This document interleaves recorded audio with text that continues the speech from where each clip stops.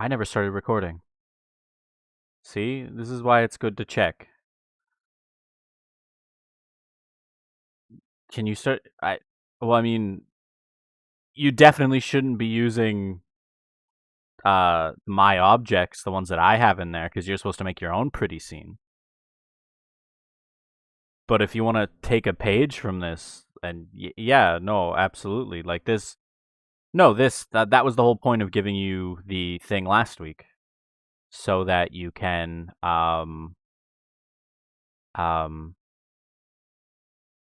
yeah, this is just week 3 starter. Ignore the fact that mine has more stuff and is completely done. There are a few specific files that we need to change. Actually, in the graphics module, which I know I said we would minimize it, but it won't actually change any of your previous code. All it'll do is allow us to use more code. But yeah, yeah, we should get into it. I've got my file here. I'm gonna do my best to what files need to be changed and why. This is a live coding exercise. Computerized note taker.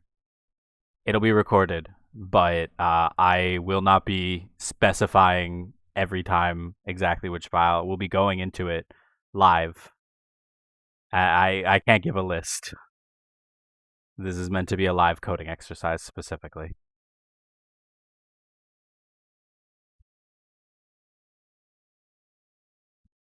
Oh, stop. Apologies. The finished code will not be posted. No, not until next week. At least not until next week. The expectation is that you will be doing this along with me or following along with the video over the next week. This is required to finish your assignment 1, and I mentioned that in the announcement. There will be a video posted of the finished code, though. Actually, obviously, I am currently recording, and I will be recording all of the code writing process and stuff, which is why I won't be stopping if like every time someone falls behind. Because if I do that, we won't get through the 3 hours. I actually tried to do that in the engines class last semester that I TA'd, and we ended up getting through a quarter of the content in 3 hours. And I'm sure you all don't want to be here for 3 hours. So instead, we can get a video done, and you can try your best to keep up and just watch and pay attention. Please do pay attention still. Don't just take the recording as a cop out to just give up. I will be explaining things as I go and slowing down and but I just want to make sure we get through all the content, because if we don't, then I have to record at another time, and that's just another video for you guys to watch. And I'm sure no one wants to watch an extra video. Depending on our pace, it could, Alan. It could. Depending on the pace, it could. Very much could.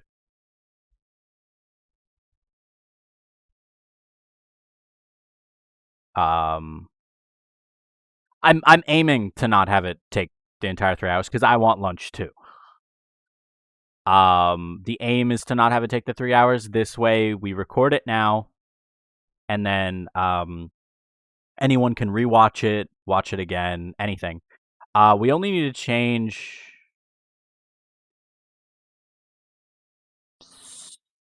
7 files with like 3 or 4 of those just being like 3 or 4 line changes. So, you know, we should be completely okay.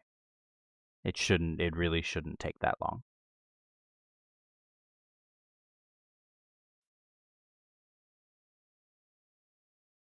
It should be entirely okay, and yes. Yeah, so I'm gonna do my best to actually resize my Visual Studio window so that I can see the chat still. This way I can still respond and see like questions as I work. As well as it'll be in the video because that's the important part. This way everyone has context. But yes, so the first thing that we're gonna do is obviously we gotta open up main. It's the first thing. This main is the exact same one that you guys have. I actually downloaded the zip file to start for this one. Like I physically went in and downloaded the GitHub, the one that I uploaded to you all, and the one that you guys pulled. So I have the exact same stuff that you have, like identical. There are no changes in mine, no nothing. The biggest thing that we're gonna do first is we need to change just a teeny little thing in here. There are some issues with the it's a little blurry. Oh yeah, sorry. I code it like 50% zoom. I always forget to zoom in for everyone. I have no idea how to make this bigger, the sidebar bigger, but I will say, yeah, I have a big screen, so I code it 58%. Drag on the left. No, I've already made the left side. I've already made the main screen bigger, but it doesn't make the Solution Explorer bigger. I was trying to make this like the font bigger so that you can see. I don't know how to make this area bigger so that it's easier to read. But it should be HD in the video, and Google Meets is not the greatest for screen sharing, but I promise you the video will be HD. So why don't we, first things first, what I want to make sure that you guys do is, so you'll notice that nothing is set as the starter. GLFW is actually set as a starter. So what you need to do is go here, right click, go to set as startup project. This formatting will get undone the moment you clean and rebuild. So this isn't permanent, obviously. Not every time you won't have to switch over to, like, let's say you make a project, you won't have to switch it over to set as startup for that. So there's no issue with that. But yeah, just make sure to set it as a starter, and then let's run it just to make sure that it works.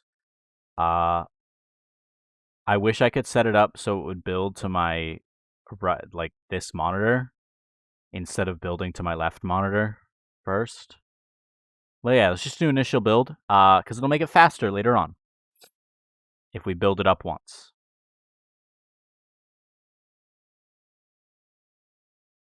I'm just waiting to end up getting the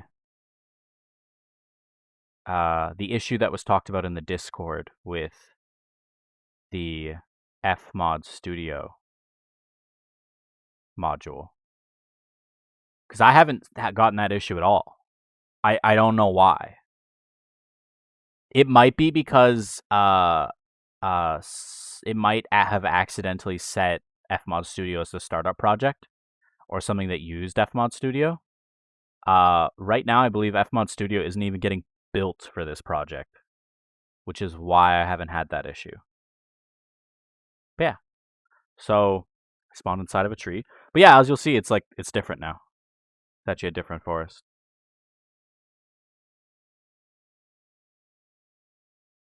Looks different. It's sparser. Definitely sparser.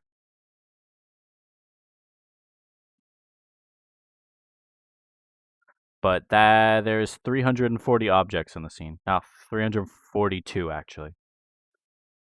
But yeah. You can change this if you want more. It is kind of a sad forest this time. I was gonna actually set that up. That is actually an important thing to mention. If you go into your base, no, not base application. I had it in there originally, but if you go into utilities, I wrote a whole bunch of functions. I added a whole bunch of functions. They're just utilities. So it just gets a random number between, and then I use check number between to basically not use the avoid to and avoid from. And it just checks whether or not it's inside of the area that it shouldn't be.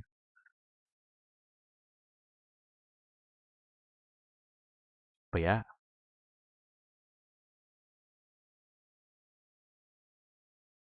It is indeed recursion.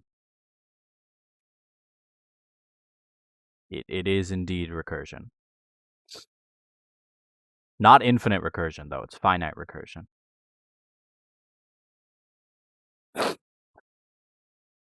But it is a recursive function. They're all recursive functions.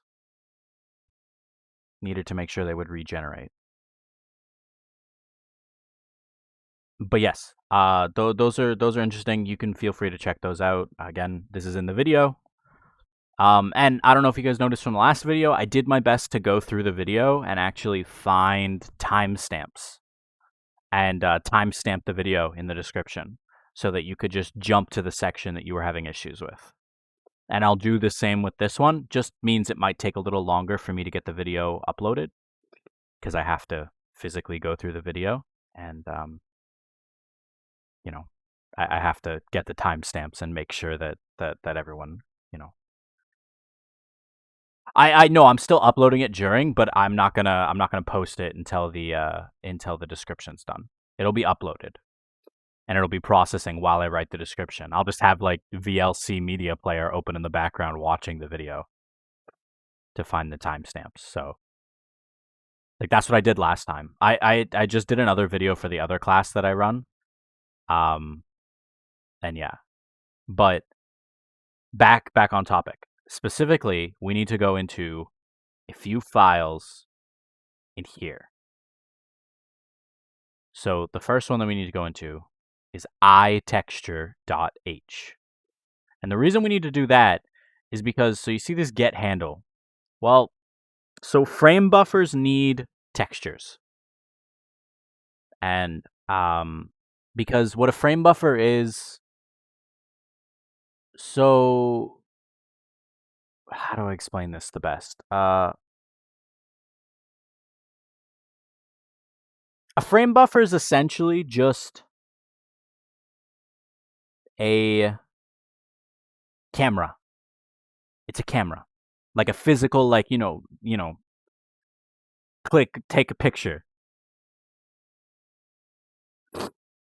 That's what a frame buffer is. It takes a picture, or it can take a picture of your screen every frame.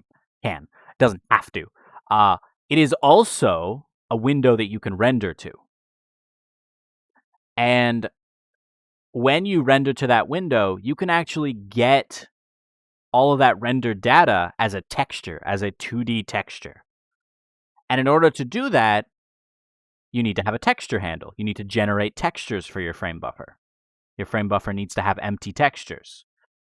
So we need to be able to get handle. And so there's two options. Obviously, we can move handle out here. And we need specifically, we need a reference to handle, not physical handle.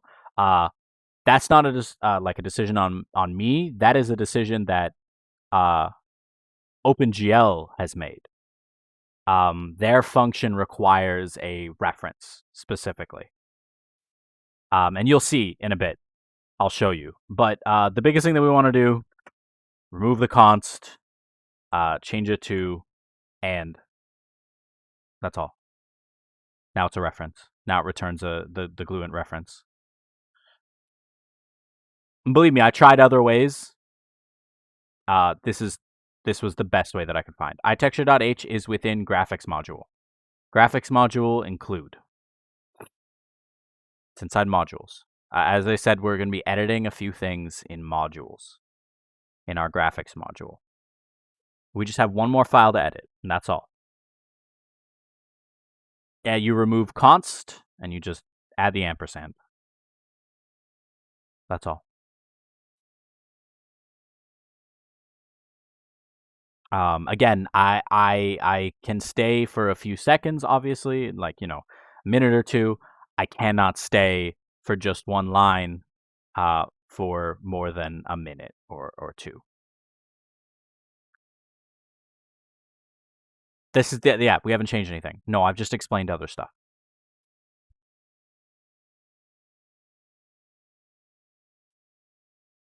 Okay, moving on. The next file we need to go into, which is in the exact same area, is ITexture.h.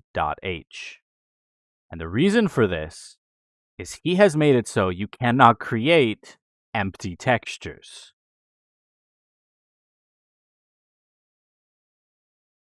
And I need to create empty textures.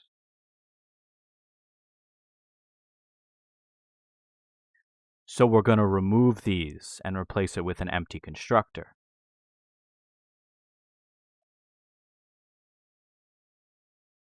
Granted, this would allow you to do things that this would allow you as the programmer to do things later on that might break things. We need to be able to make empty textures. And I had put in my own texture class, but it was redundant. It was like having two texture classes is not worth it. So instead, we can modify this one to fit our needs. Because actually, this frame buffer that we're writing is necessary for every single lesson for the rest of the semester. If you do not have this frame buffer, you will not be able to do any of your future assignments, tutorials, or anything like that. Or you also won't be able to complete your GDW requirements without a frame buffer. So that is another thing to keep in mind. All right. So we're just going to write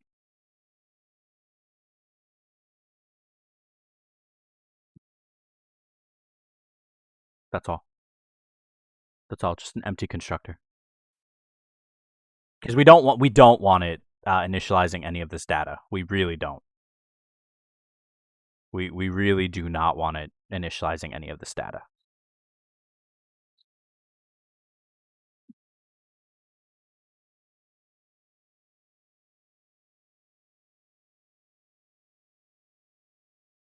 You definitely shouldn't be missing any of the files. Tutorial 3 zip is uploaded on Canvas, but that's I don't know how you could be missing the files if you pulled from Git or downloaded it, because there's no way that Git wouldn't have grabbed the files unless you didn't pull.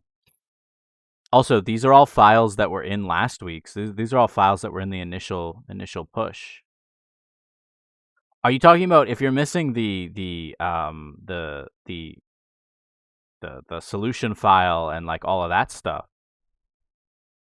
You gotta just run premake build.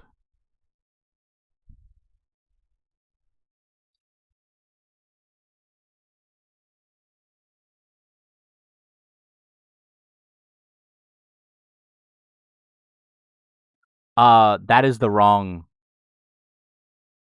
There definitely, most definitely. Well, there is. Oh, there is. I guess I did fork, so that means I would have gotten all their branches. I was gonna say, like, I don't have a branch called that. That's in Sean's, but I forked from Sean's, so. But all of the module files would be in graphics modules, stuff like this. And assuming you did pre-build, the premake build.bat, it would all be there. But I cannot stick around on this. We need to get going to the next file for sure. So we're done this. This is all. Like, just remove all of the delete constructors. replace it with this. That's all. This will make everything that we're doing today possible. That is actually all you have to do. And now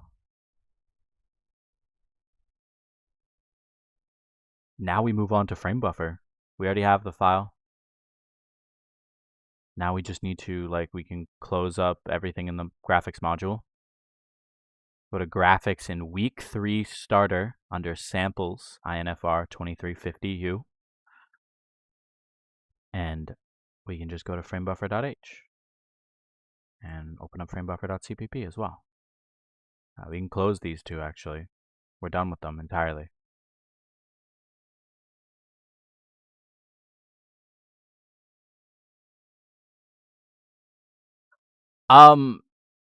If you would like, yes. The thing with that is I am not nearly as experienced with smart pointers as you all are, actually.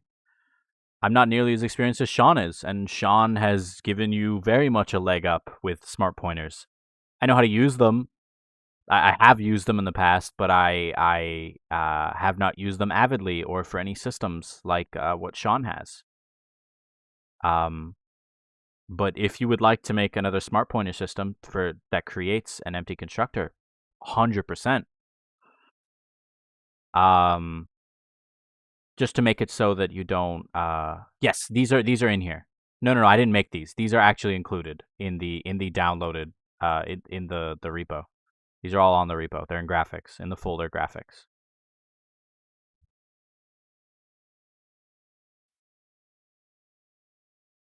Just waiting. Currently, you'll see that it includes Texture2D and Shader.h. Because those are the two things that we need. We need textures, and we don't actually need shaders right now. But in a few weeks, it'll make sense why we're including shaders here. Just less includes later on.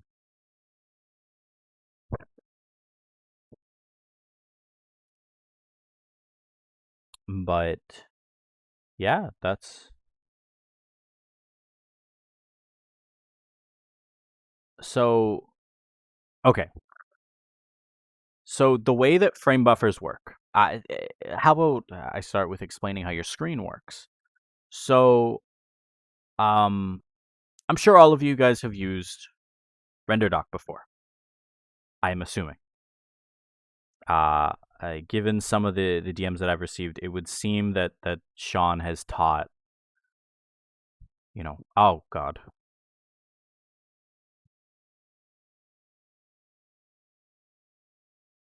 It would seem. Yeah, I hate it. It would seem that Sean has taught or used Renderdoc with you. So the first thing that we're gonna do is I hate.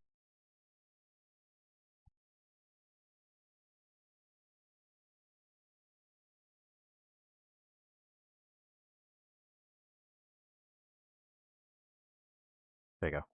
This is the right one. Did you only change? Yes, that's all, Noah. You don't have to follow along with Renderdoc. I'm explaining what a frame buffer is.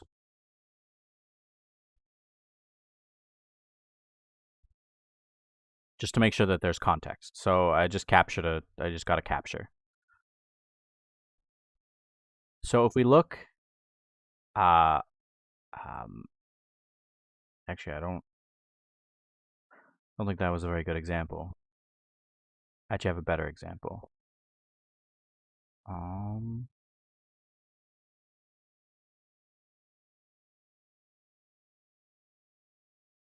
Okay, this is the finished one.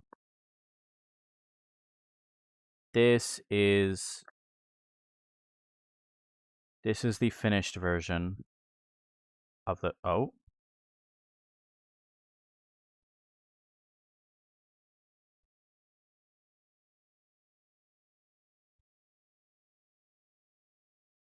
Interesting. One moment.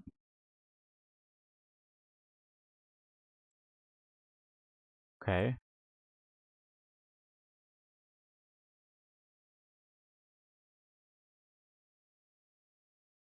Apparently Renderdoc does not want to run this file. But it builds okay. It is selecting the right executable. That's what's weird. Because it's launching. It is launching. It's just crashing.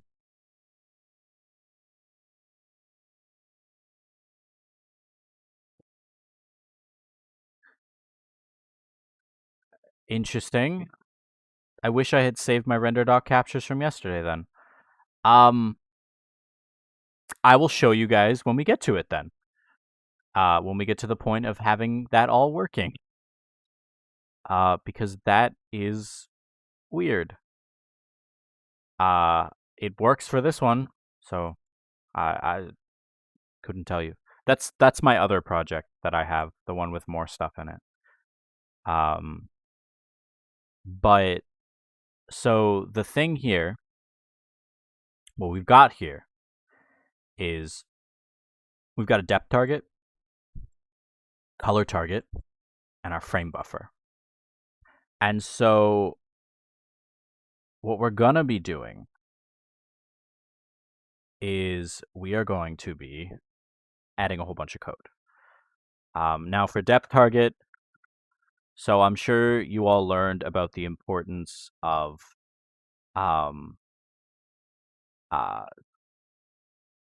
unloading values, unloading everything. And all this does is unload that OpenGL memory. This was not written to work with smart pointers, or not written with smart pointers. This was written with good old-fashioned allocating and deallocating your memory. However, I've made it so it doesn't actually require you use the new keyword at all. The only thing that this is going to be doing, like I adjusted it to work better with this framework. The only thing that you're going to be doing is unloading the OpenGL memory. And so we're actually going to finish writing in the Framebuffer.h before we start writing anything in the CPP. And that's just like, that's just my usual rule. Because I like to have everything done and finished so that we don't have to keep switching back and forth between files. It should help everyone not get so lost. So we're going to literally do the same thing.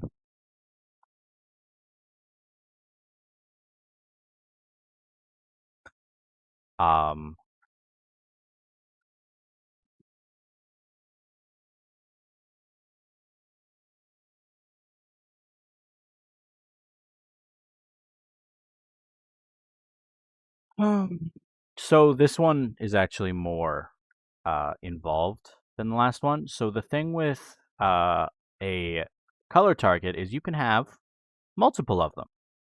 So we need to have multiple available, like multiple slots.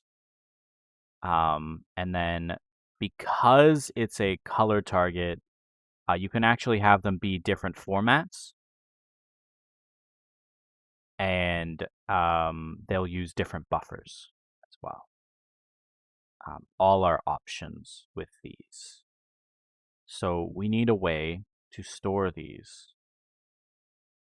And you know what? I'm going to do this because so what I was doing there, m underscore is member. It means member, or m means member.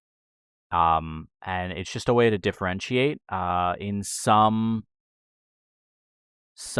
programming, like etiquette, some people's programming etiquette, they use underscore to represent that it's a member variable.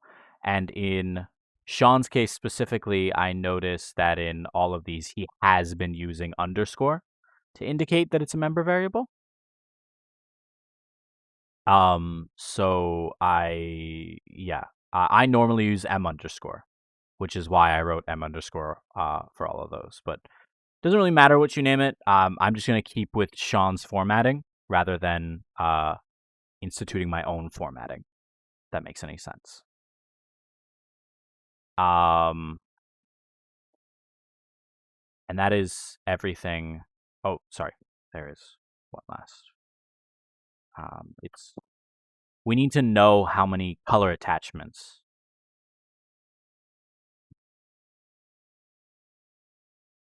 that this has. So because it can never be negative, we make it unsigned because it's just better to do that. And then attachments.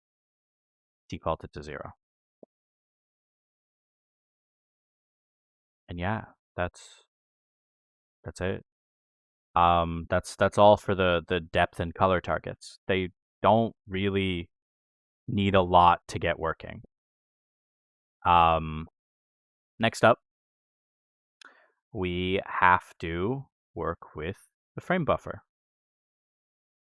So this one is going to take a bit. There's a lot to write. So what we want first is better wording. Unloads the frame buffer. So this is the exact same as all those other functions. It'll be called within the destructor. This one will be called within the destructor. This one will be called within the destructor. They'll all be called within the destructor. And so we're gonna write 2 initializers. One where you pass it a size, one where you don't. And the one where you don't is where it does everything, but the one where you pass it a size, it'll call another function. You'll see when we fill it out. But so we're going to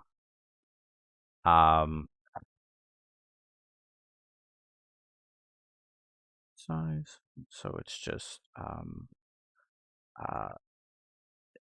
there's a reason why it's virtual, and that reason won't be obvious for a week. Next week, I will be showing you why.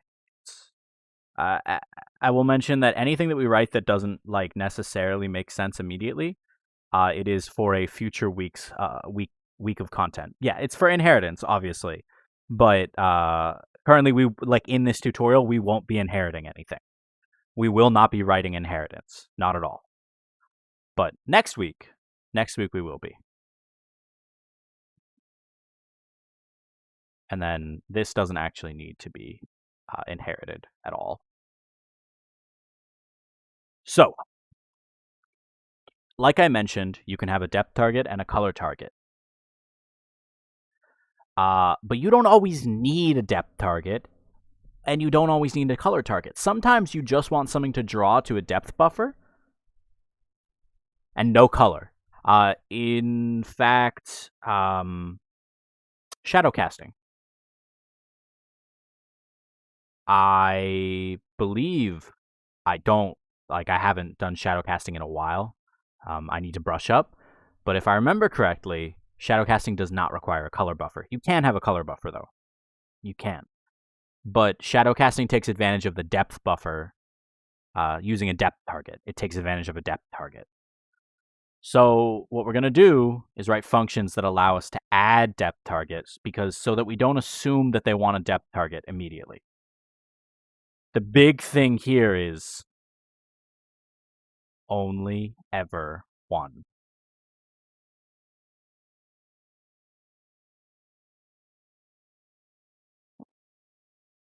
You can only ever have one depth target. If you have any more, I genuinely do not know what would happen. I have never tried because it was ingrained in my head that you are not allowed to have one. So I never tried. And then obviously we need one to add a color target, and I'll mention this as well. I'll make sure to leave this as a comment.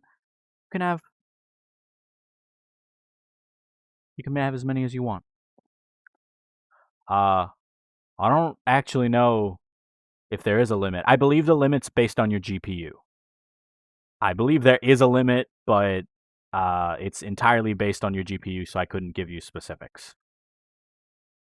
I remember back in my second year, our TA found the function online that would check what our GPU allows and allowed us to, and gave us the function and told us to check and see if, like, how many we could have.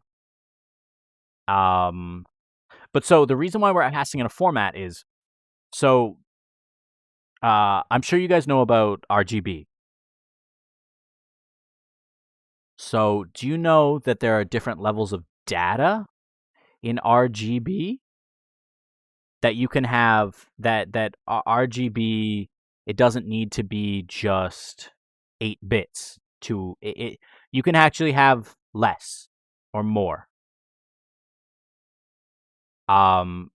There's one that's I'll write it out when we get to it, but I believe it's, yeah, here it is. GL R11 G11 B10. It's 11 bits of color in the red, 11 bits of color in the green, and 10 bits of color in the blue. And that one's actually used for a specific effect, and the reason why it only has 10 bits of color is because blue does not need that much information. Blue does not need as much information in order to function the exact same as red and green, whereas red and green have more importance, I guess, if that makes any sense. But yeah, the point is that there are different formats that you can use, and so you need to remember to add a color target using the format that you need. Like, it needs to make sense. Don't waste data. That is the biggest thing that you will learn from this course.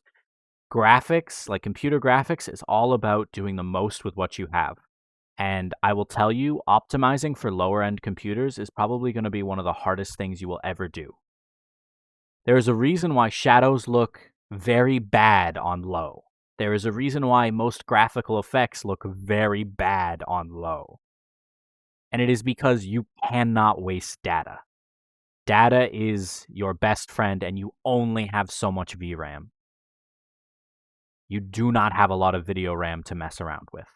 And there will be cases where, and for the most part, I think that the majority of your teachers, or your TAs specifically, have more VRAM than you and have better computers than you, hopefully, because most your TAs are typically upper year students in your own program. So they shouldn't have any issues running your games. But there's a reason why we're asking for videos. Because there is a possibility that we will not be able to run your projects.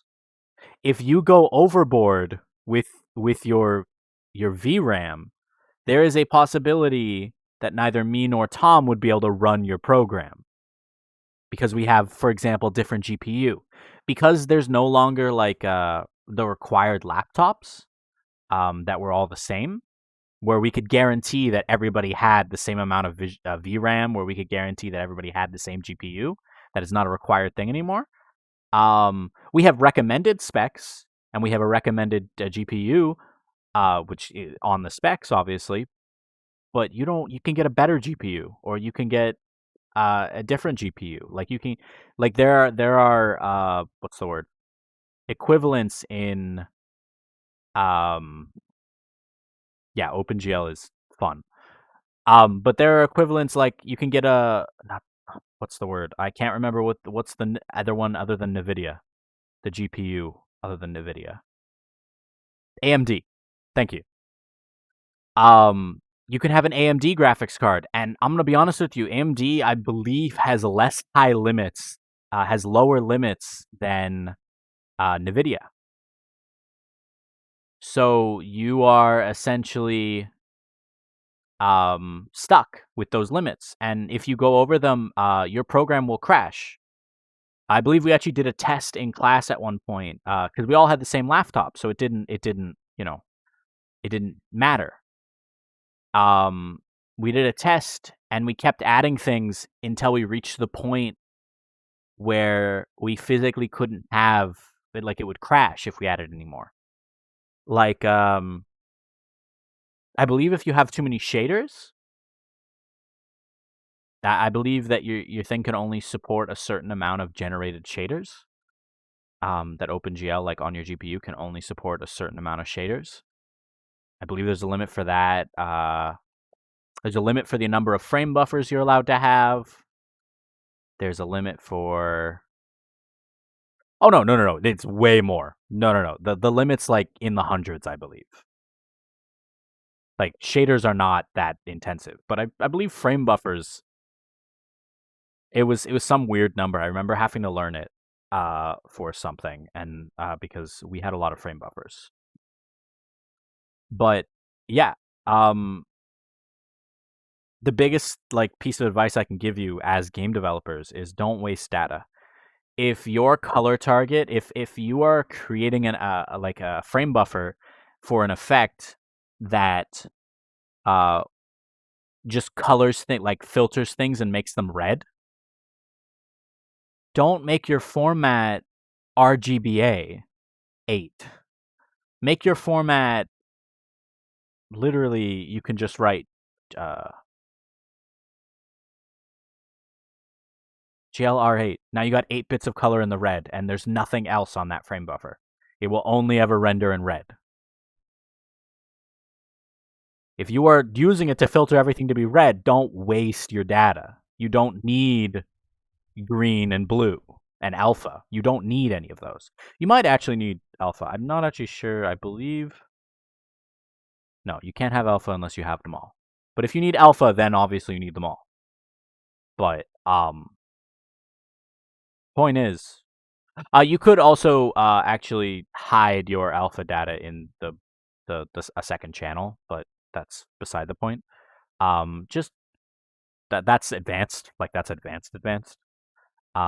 Using your other channels to hide extra data. I believe I remember our TA telling us about this one student that hid positional data inside of his color. Or not even that's not even hid. That's a regular thing. That's a G buffer. I'm sorry. Why did I make that sound like it was so amazing? That's normal.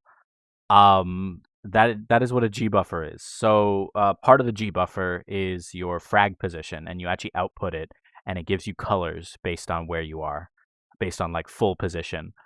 And it won't actually render the level of information that is in the colors. It'll only render up to a certain point because, the format you give it. But yeah, so remember how we have these textures? Well, we want to be able to bind them. So we just gotta bind depth as texture. We don't need it to do anything, so we'll just make it const. And then binds our color as a texture, specified slot,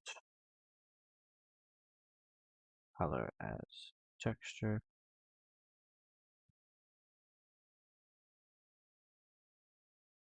const. Unbinds texture from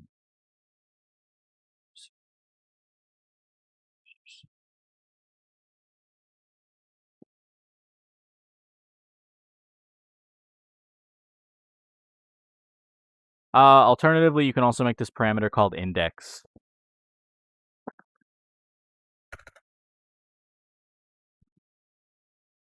Okay, so we have a bunch more things a few more functions to write. And then, we'll be close to being done with this file. The biggest thing that we need to do next is, remember how I talked about resizing? So did Sean ever talk about how you resize the window? I believe I saw some comments in there in the code about resizing the window. If we go into week 3 starter, BackendHandler.cpp, and we scroll all the way down to window size callback. This one. So whenever your window is resized, it calls on the camera. I'm going to be going back in a second. Don't worry. It calls on the camera to resize your window. If it didn't call this, you know what? What's better than a live demonstration?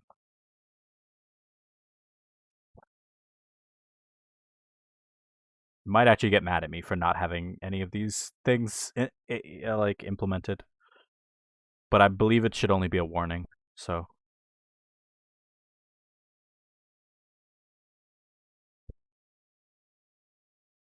It'll probably be mad, but never mind. It was more than mad. And here's the solution. Select everything, control period. Yeah.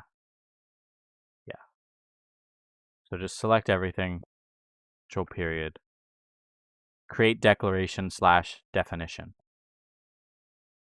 And it'll just create just go back to anyone that we haven't created yet. Anyone with a green underline, and just do that.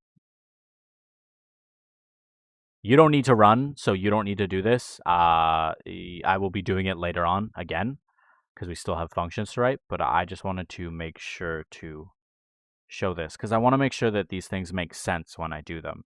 Like why we're doing it, I want to make sure it makes sense why. Because you shouldn't have to do things that just don't make sense to you. Apparently my virus and threat protection decided that this exe that I just built was a problem. Okay. So you see how this works fine?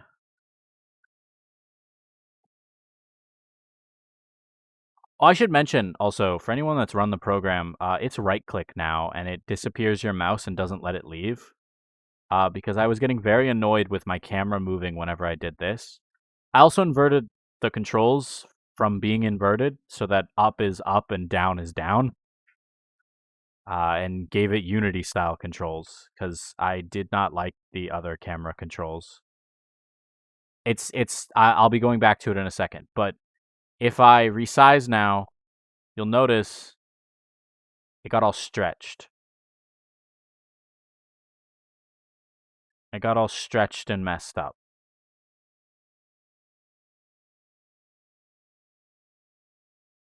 Yeah, it was. It very much was. I was trying to do it, and I was like, I do not like this. But yeah, you'll notice how it gets very stretched. And that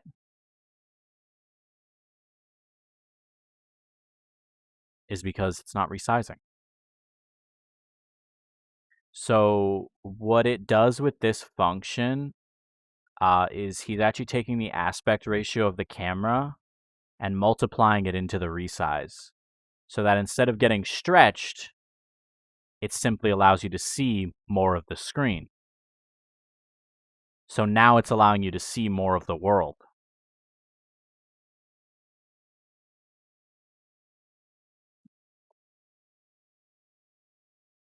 So like it's the difference between like regular and then widescreen.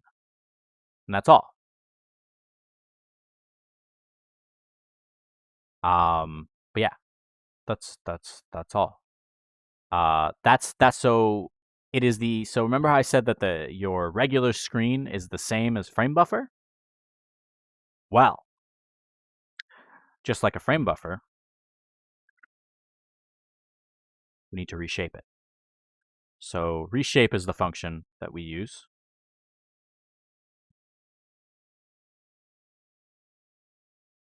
You know, we need the new size. And then this specifically is important as well. Oh, I don't know why I put a comment. Sets the size. So our reshape function, I should actually change this. Reshapes the frame buffer. Our reshape function allows us to reshape it from scratch. Set size just sets the size of the frame buffer before you initialize it. It is used in reshape, but it'll make more sense once we do it. So that's all. Oh, I forgot to. That's fine. So void. So this is another thing that I'm sure you guys have learned about. Set viewport. It just we need to make sure that for this frame buffer, or it sets it to the size of this frame buffer. So the reason why we need our size to always be updated is because if we call set viewport and the size isn't right, then it will be wrong. It won't be the full screen. The frame buffer will not cover the full screen. Are we gonna have no. There is no in-class activity with this one. No. That's next week. You guys have the schedule in the PDF. I did really like all of your ILEs, by the way. I hope you guys noticed that you got back your ICEs and ILEs like pretty much the day after. I went through and marked them all.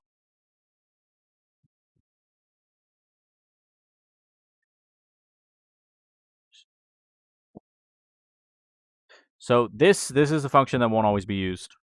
You don't always need it. Now,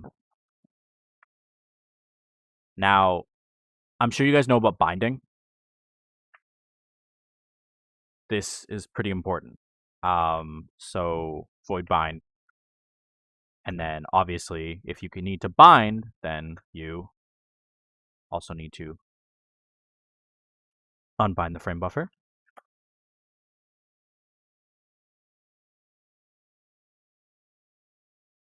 It'll be uploaded before the end of the day for sure. I want to go through and get timestamps so that anyone that messed up in a specific place can just really quickly go in. So this full screen quad won't be useful for today, but I promise you it will be useful. We won't be using it in today's, but we will be using it. Now, this is the one you want for today.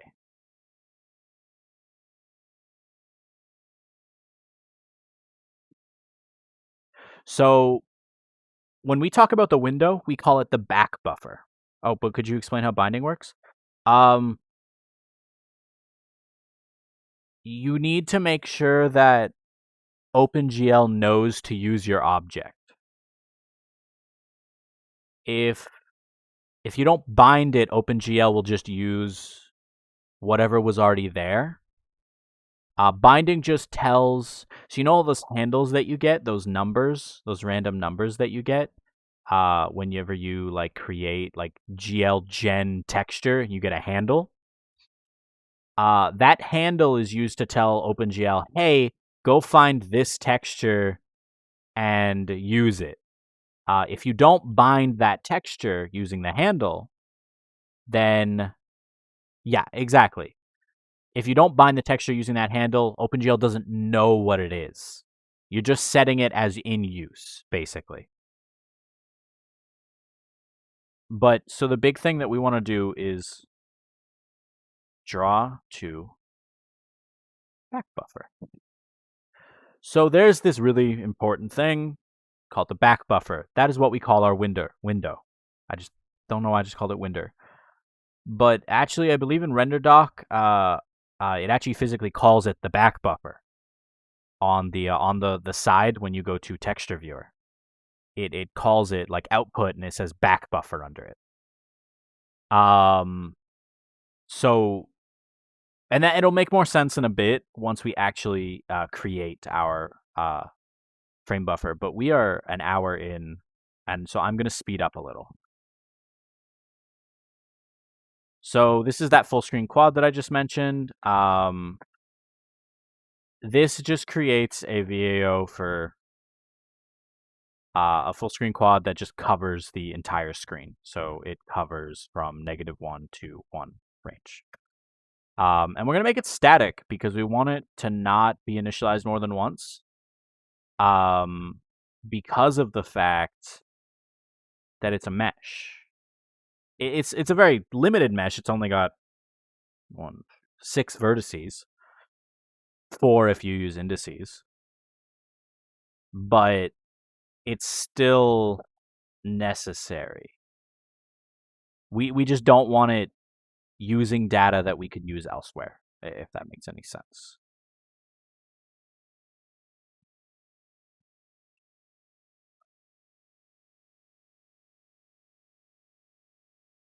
And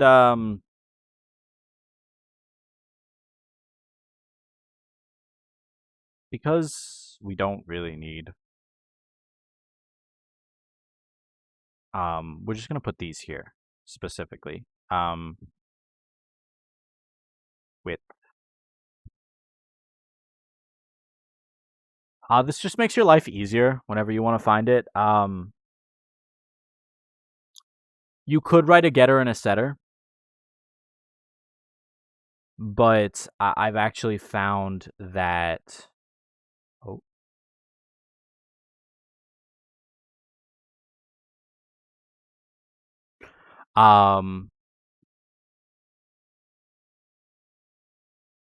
Oh no, I'm talking this. Yes, these should be static. I'm talking about the Y width and height is right here. This will make your life easier.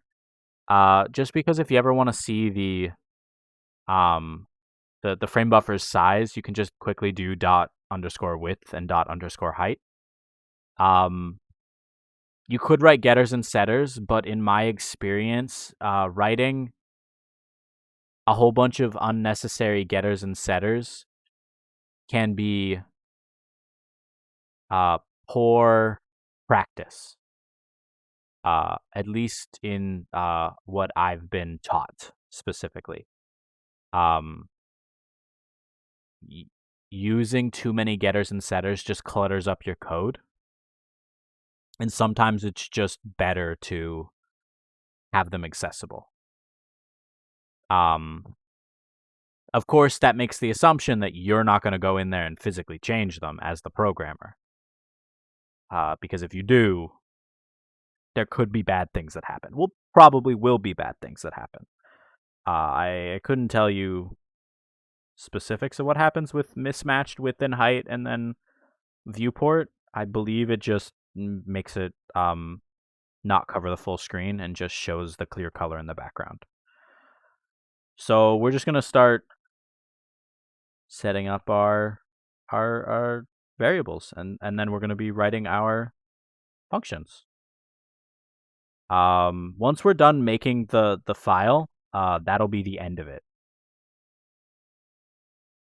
So I'm just going to try and quickly go through these. Again, I will be timestamping, so if you get lost at any specific point, just try to remember what part you got lost on. And I will be naming them like, writing the variable section, Framebuffer.h.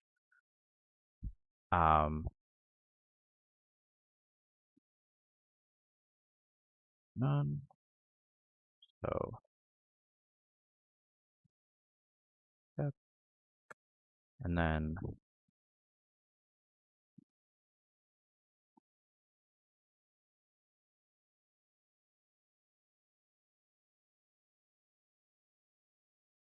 above ColorTarget.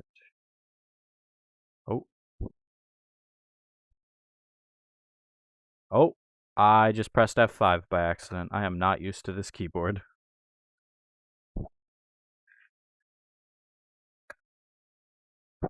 Default filter is...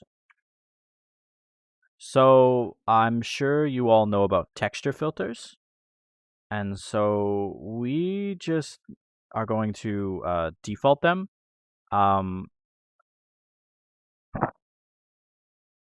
This is not really, these aren't meant to be changed, given that these frame buffers won't be, the textures on these frame buffers won't be moving away or they won't be moving to or from you. They won't be moving. You can't get away from a full screen quad.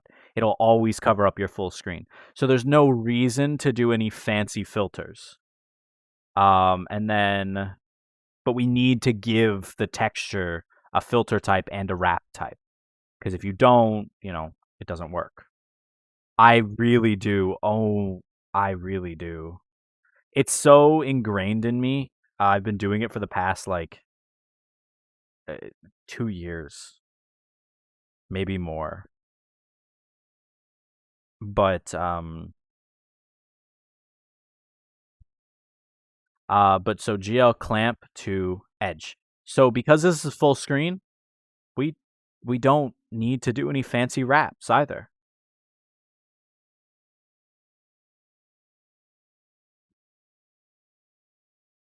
We really don't need to do any fancy wrapping, because it's just unnecessary to do so. Because this is a full screen quad, it'll always fill up the full thing. There is no chance of this texture not filling up the full thing. So there's no reason to waste fancy like wrap where you could be using them like, GL repeat, you could be using that on an actually important texture like in your scene.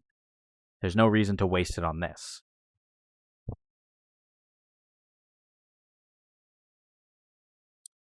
And then so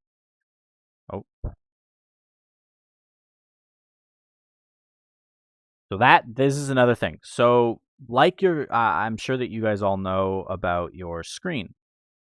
You have to, you have to clear it every frame. If we go back to main, actually, not up here, right here. You have to clear it every frame. So color buffer bit, depth buffer bit. So this clears specifically these.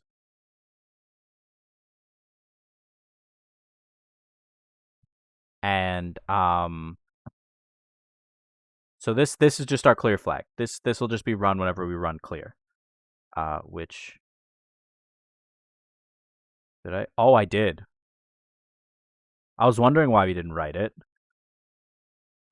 If you scroll up, I actually missed a function. There's the frame buffer.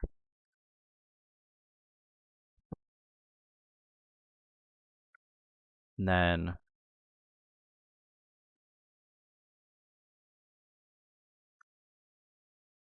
this is just checks to make sure that the frame buffer's doing all right. And make sure that he's chilling. Don't know why I decided to make that joke. Regretting it now. This just checks. Yeah, if he's vibing, yeah. What was the name of the check function? Just check FBO. Just write check FBO and clear. I can only stay here for a few seconds. We are about halfway through it now, and I want to make sure to finish this before the end of the tutorial.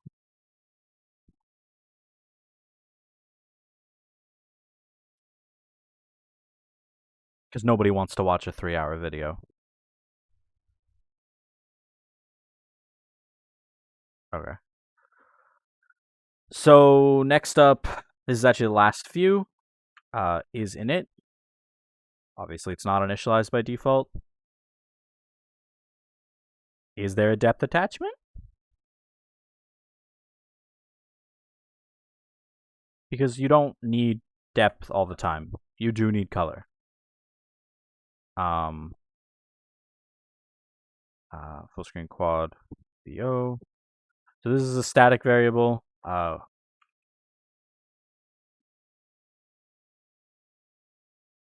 BO and then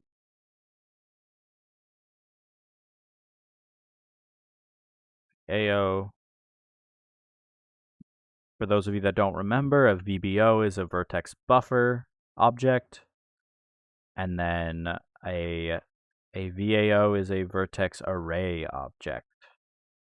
The vertex buffer is what tells them is the vertex buffer is where you send in your vertices into your VBO in your mesh loader, and then you get a VAO, and the VAO is the finished mesh with all of the different objects set up properly, like your positions, your normals, your things like that. It's all like organized. The VAO is what you use. If you look up here, send in your VAO as your mesh. Returns a VAO, vertex array object.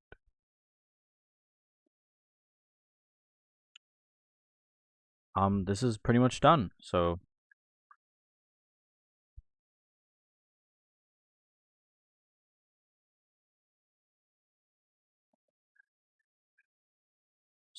I know I said you could have as many as you want. Technically, you can change this all you want. But we're gonna have a limit just so nobody goes too crazy. If I'm honest, I've never really used multiple color attachments effectively. I've never found an effective use for them. Because they're very situational in how you would use them. So if everybody's caught up with that, I can and will scroll up. I will wait a second though, just to make sure there's no stragglers.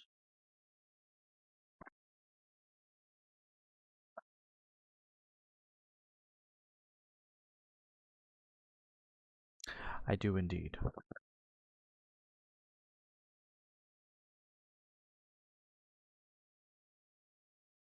Yeah, that definitely would have, so thank you. I appreciate that. That almost definitely would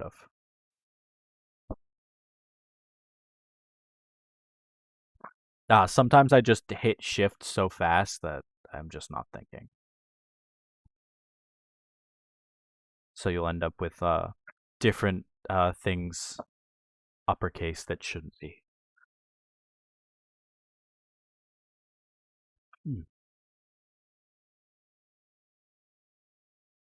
Okay. Well, so what you guys need to do is select everything with a green underline. Just do Control, hold Control, and hit the period button. Alternatively, you can right-click it, Quick Actions and Refactoring, Create Declaration and Definition. And you need to go to every single function that has green on it. And so you can select multiple. You cannot select multiple classes, though. It won't. Oh, wait, it does show up. Okay. Well, I guess just select the entire file and just do Create Declarations and Definitions. I think there's a limit. I believe there's a limit. Point is, we now have everything in here.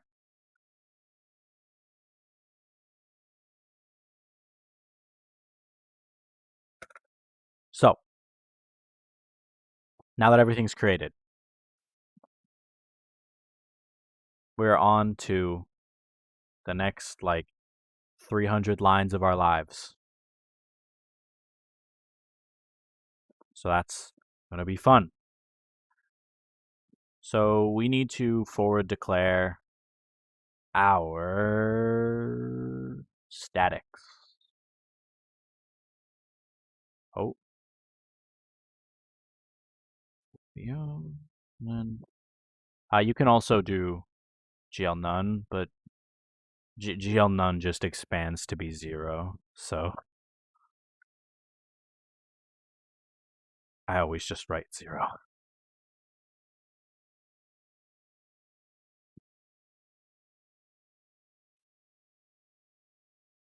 Int Framebuffer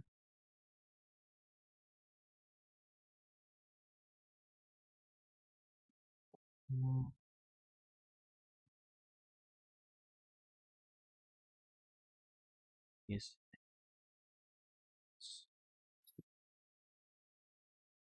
all right. So these are just your 4. These were the 4 statics that we wrote in here. We just need to make sure that they're at the top here, else we'll get errors. So inside of our deconstructor, it just unloads the depth target. Unload.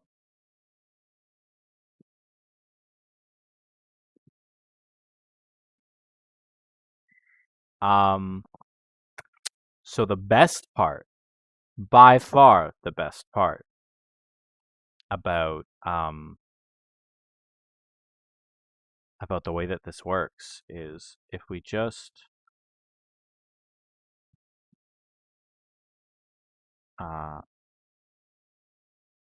so if this texture, if the depth texture doesn't exist, where are you getting an error? I definitely can't sit around and help with errors, but if it's quick, did you include this? Capital B. You wrote a capital B. It's not frame buffer like that. It's lowercase b, yeah. And texture. Remember how we wrote getHandle? Made getHandle work? So if we don't have it like this, it gets angry at us, says that it's incompatible, because it wants a gluent pointer. And that's the reason why we had to make it so it's like this. Didn't. Get mad at us forever and ever and ever. Target. And then this just calls the ColorTarget unload, which is the exact same thing, except instead we're calling them attachments and passing in the first handle. It actually does the rest for us and gets the rest of them. Oh, it's not M. I'm silly.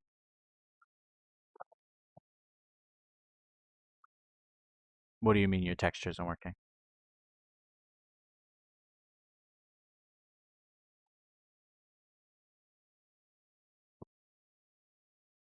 Okay, but what does this say? Texture, no, but what does it say? Yeah, one is texture. This one's texture. This one's textures. With an S.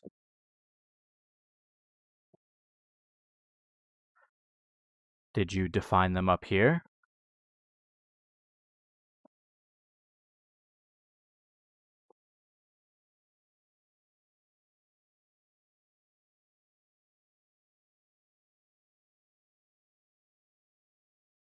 Are they both in here? Control plus spacebar. Oh, I use tab. You had M texture in the .h. That's why. Yes. Yeah, that would make sense. I fixed those during. That would make.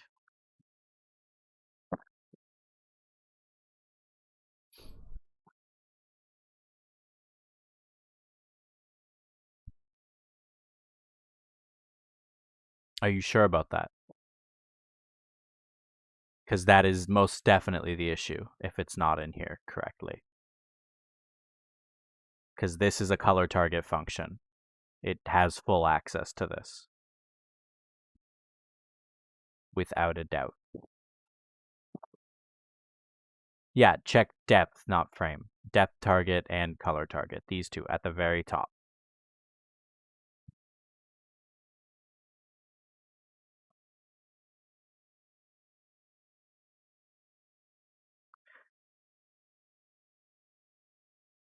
Alan, did you put an and? Because, sorry, not that. No, but did you go to get handle and change this to an and? Because watch what happens when you remove it. Expression must be an I value or function designator. And it's the exact same error. You only get that error if you didn't include the ampersand. In ITexture.h, we did that at the beginning. Go to GraphicsModule, include ITexture.h. Scroll down to get handle. Alternatively, you can do Control, click. Hold Control, click on Get Handle.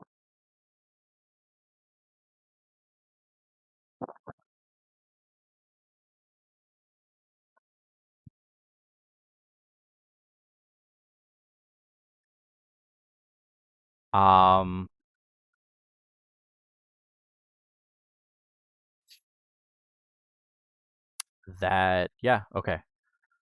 So we'll be continuing from there.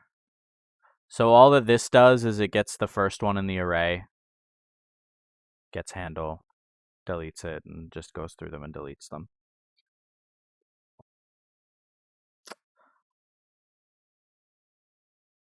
So the thing with this is we don't always want... Let's let it speak for itself. This shouldn't break anything, but I'm not exactly hopeful for it. It could break something. So what we're going to do here is in unload is gl delete frame buffers. There is a gl delete buffers. Don't use it. It's not that one. You want gl delete frame buffers.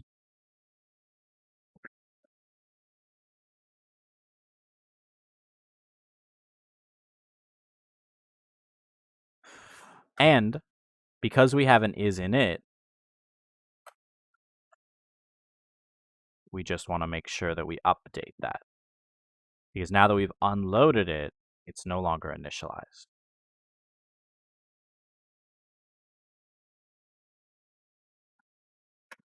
We have this initializer right here. Don't worry, I didn't scroll down past anything, if anyone's wondering. But remember how I said we use set size?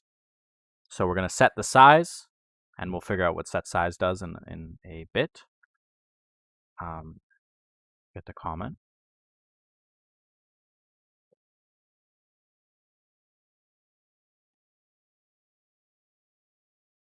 And we just run init, which is right under it. So this is by far the longest one we're going to write. So if you can get through this, then you're pretty much in the clear. You're pretty much done. So, generates video. And then you generate the frame buffer, find it, because we need to use it. We need to set it up. So, remember how we checked if the depth was active. So, because we have, I did M again. It's so ingrained in me. So we have depth. We need to clear our depth bit.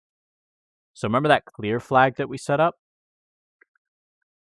So what we're gonna do is add using or, bitwise or, gl depth buffer bit into our clear flag.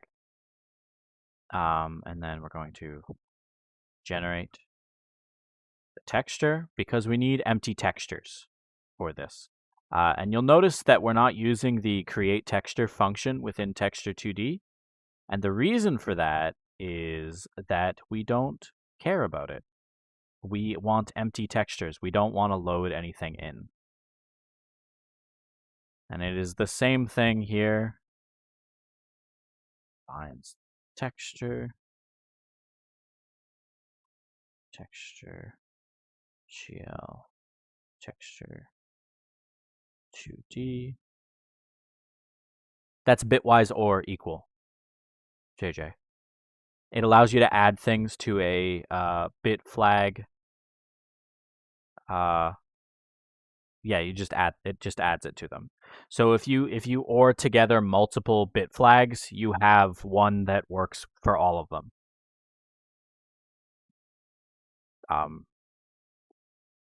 Bind texture, depth, texture. It's a bitwise operator though. What is clear flag? We created it back there. It's important. Remember how we talked about where you clear here? This is the clear flag. See how it's ORed? This means it clears both the color buffer bit and the depth buffer bit.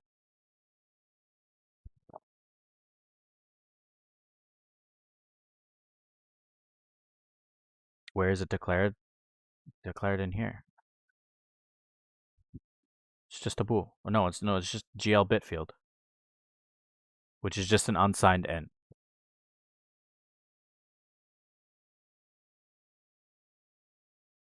And then sets the texture data. So GL text storage 2D. Here, I'll scroll back up to top of init.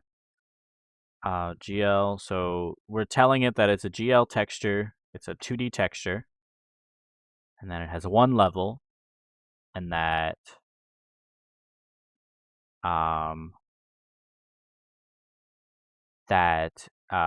because this is a depth texture, we're giving it the depth component, which just makes it so you can see the depth buffer.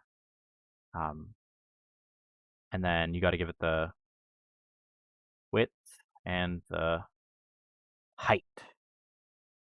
And you'll notice that a lot of this is dependent on one thing in particular. It is dependent on the width and the height. So what are we going to do when we need to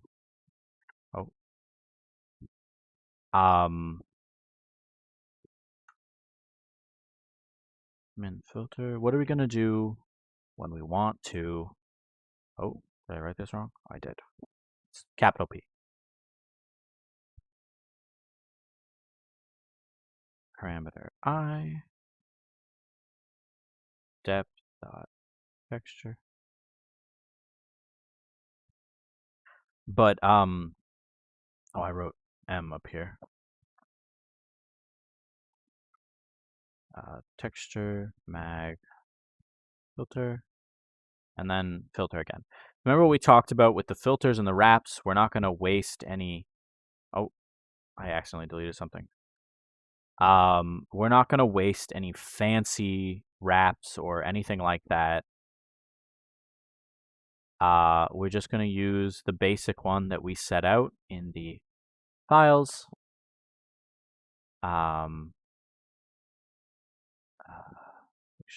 Wrap S wrap. Because it's not needed.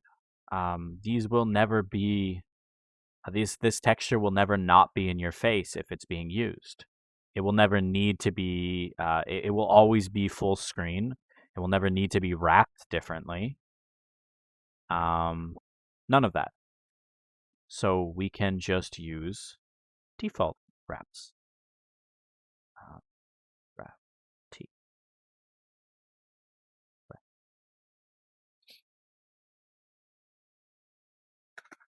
GL.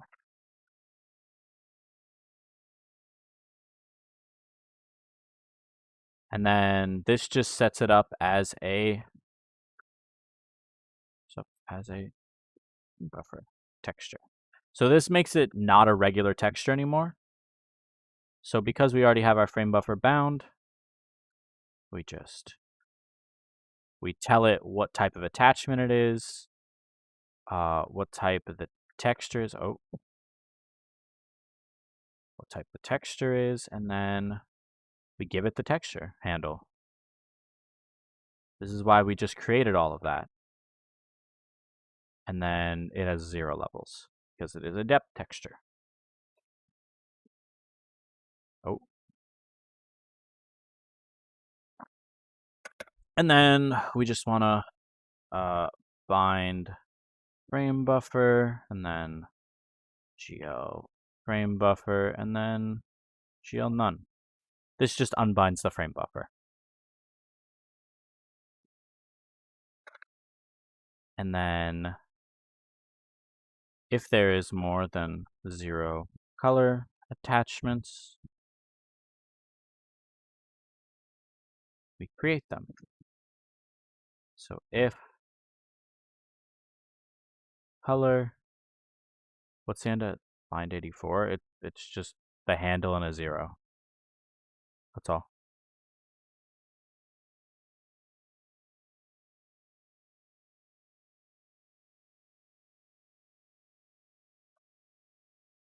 Color dot textures, or sorry, no, dot num attachments.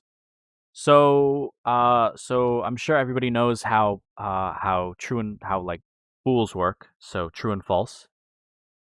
0 is false, 1 is true. But what I'm sure you didn't know, or maybe you didn't know, that so if you have an int, any number above 0 is true. If it's not false, then it must be true. So if there's 0 attachments, this returns false. If there's more than 0 attachments, then it always returns true. So this is just an easy way that we don't have to check.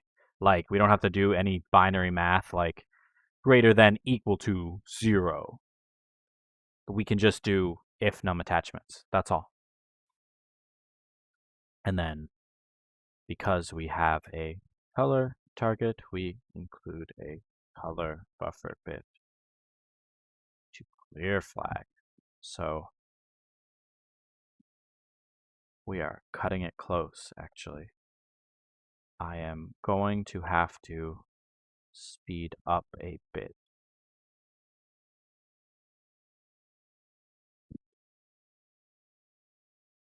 Creates the texture handles to hold, creates the fluents to hold the new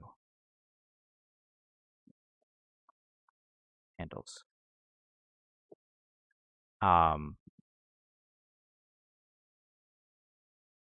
on the coding speed run right now. Yeah, we are. So we're just gonna do this really quickly, and it's really simple, actually. So because that thing we made, the get handle, get a reference, we can actually do something really cool here.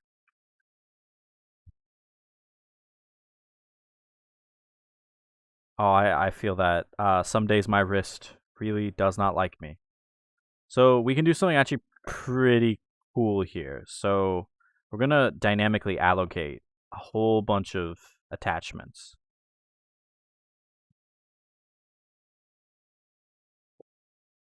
So we just created enough for the number of attachments that we have.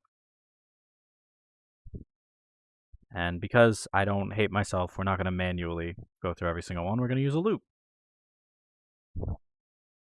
I is less than attachments, I plus plus. So, because of the way we did things, so textures at I.getHandle.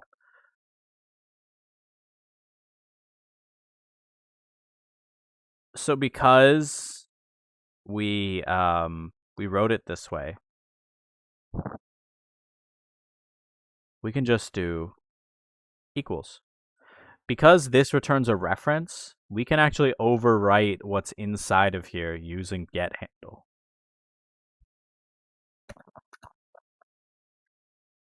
It's the texture.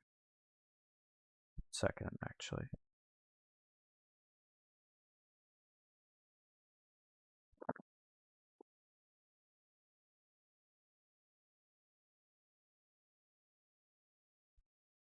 Interesting that it has a green underline that says using uninitialized memory when we literally initialize the memory right here. So that's a thing. Alternatively, you could easily just like if you don't want to do it this way, you can easily just write out a for loop that just fills your thing. Is that a good idea?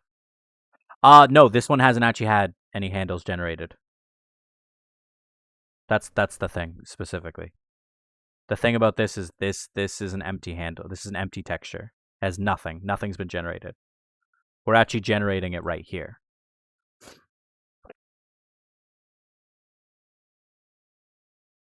Nothing's been generated yet.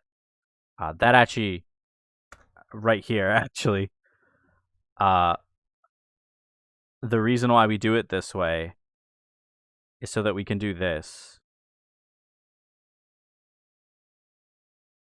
Color dot num attachments.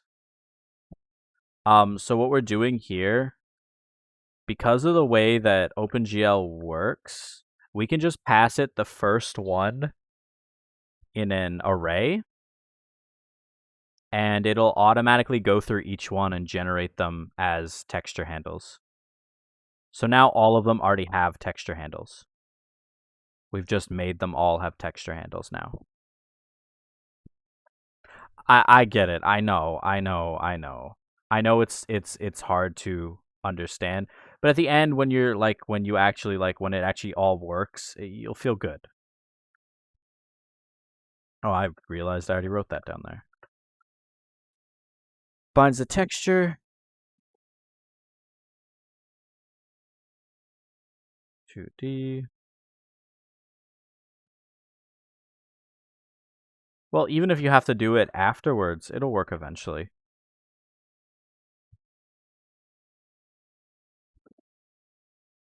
Oh. Yeah, but not everything works first try. I'll be honest with you. I spent hours yesterday debugging this, and it was one single issue. Literal hours. I was supposed to be gaming with a friend. Actually, it was right after your it was right after your GDW, because I was about to play a game with Spratley after he finished TAing you guys for that, after he finished marking you.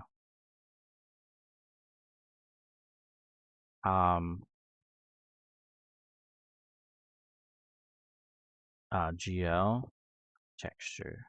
So this is just the exact same process with more objects.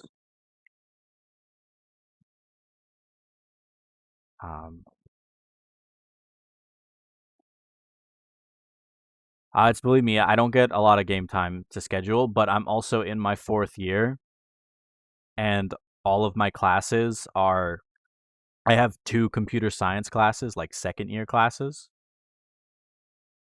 So, and it was after like 10, which is when I stop answering questions for TAing for the most part.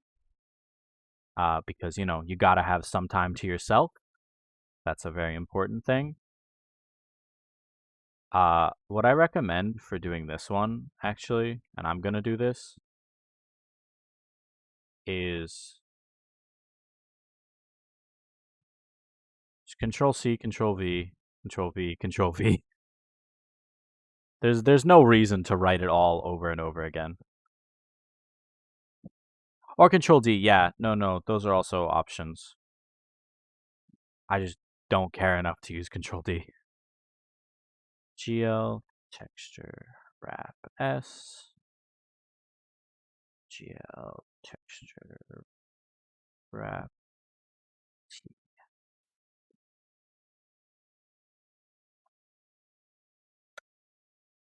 And then we literally, same thing as up here, set up the frame buffer as a like set it up as a frame buffer texture. So GL frame buffer texture 2D, GL frame buffer, GL Color. So what you'll notice is color attachment. I believe they actually have a number on here. So if you write in, yes, no, you're right. I just copy pasted and was not thinking. Thank you for catching that. See, that's the problem with copy pasting. And then this should be a texture 2D. So with color attachment 0, what you do is you just add I. And so color attachment 0 is this, and then if you add 1, it becomes color attachment 1. If you add 2, it becomes color attachment 2. It's set up so that you can literally add to them and do it sequentially like this. And it'll automatically set the correct enum for you. So color, textures, I, get handle, and 0.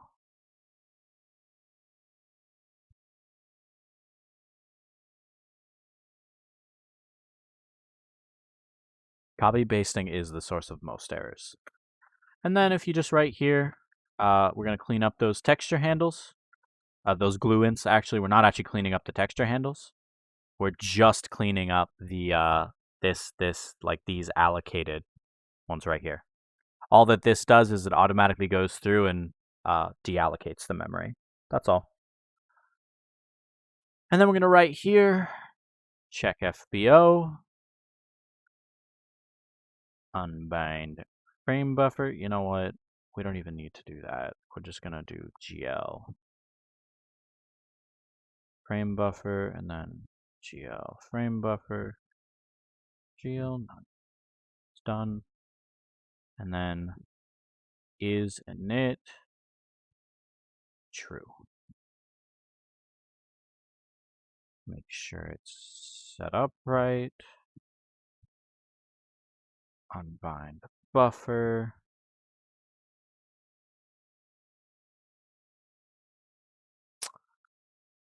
Did I? Oh, that was almost bad.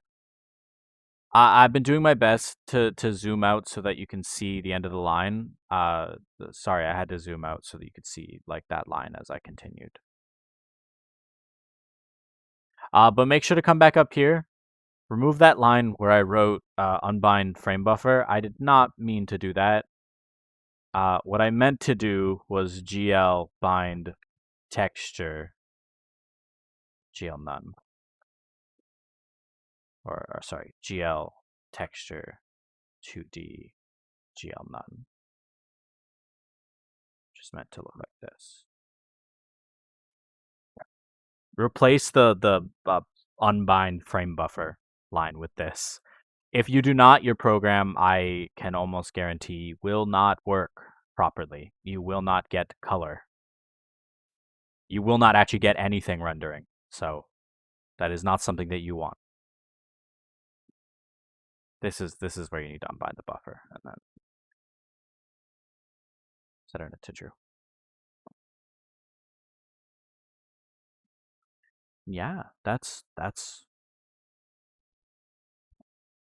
all for that. That was our longest. That's our longest function. Next up, it's all pretty. Was it still GL none? Yes, it's still GL none. Still GL none. So all we're doing here is binding the texture and then setting it to none. That's all. It's nothing big. It's just GL bind texture. It's the same thing. Bind the texture, unbind it.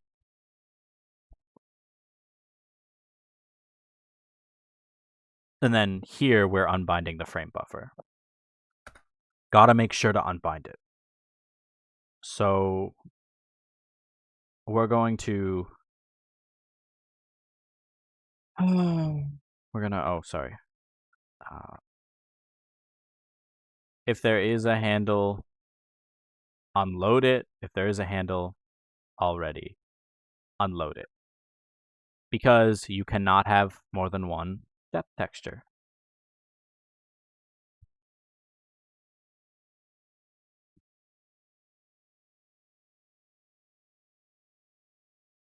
So depth.unload. So you'll notice we're going to do a lot of dynamic unloading and reloading. So make that back true. Just to resize everything. So the whole reason why we do it this way is there is actually going to be a point within this where we entirely delete our frame buffer and remake it at another size. And that's what Reshape does. It'll be later tonight, yes. Again, I need time to timestamp it and then upload it. So textures to number of attachments, and then color.textures.resize, color.no attachment +1. Add the format. So color.formats.pushback format. Add the color buffer number to. So you know that thing where we had buffers? Buffers.pushback. Just so we know what specifically, like what buffer is which. Attachments. This is actually used elsewhere. Attachments.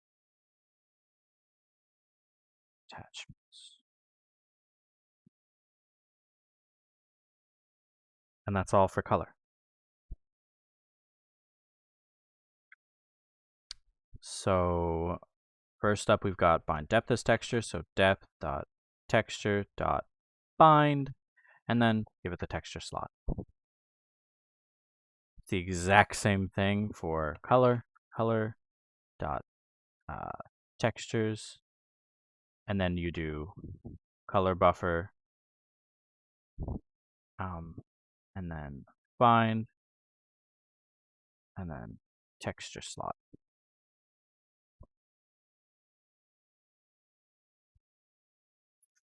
So we want to unbind our textures, so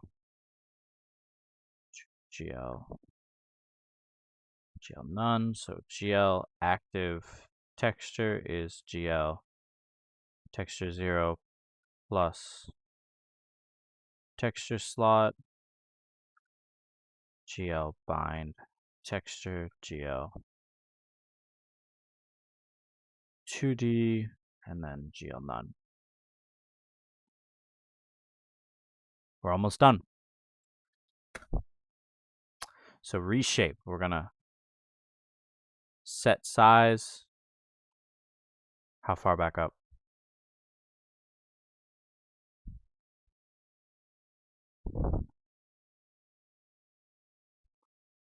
Okay.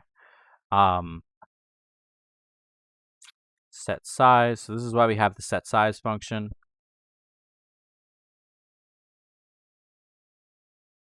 I can do my best.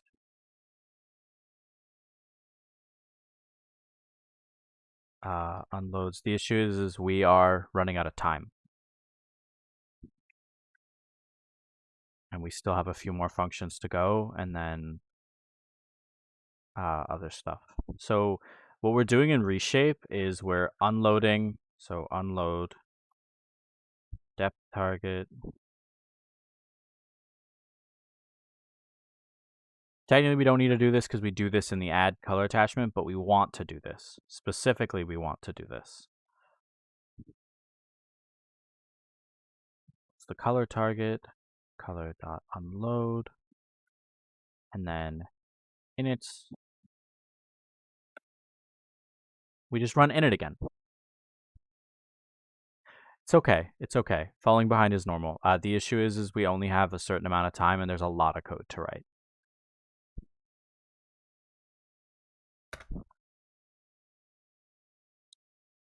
Sets with height.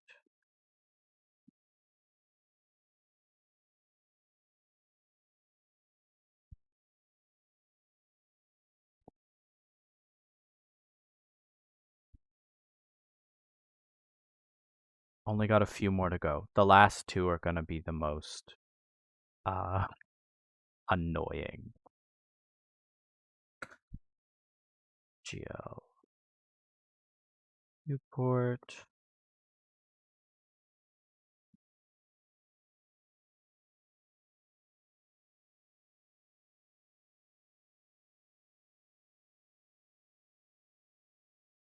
And then we've got to bind it.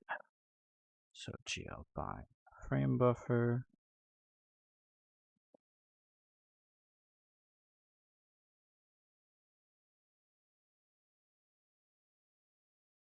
And then we've got to check if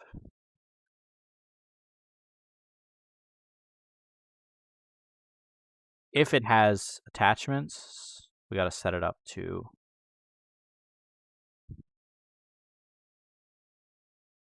be drawn on.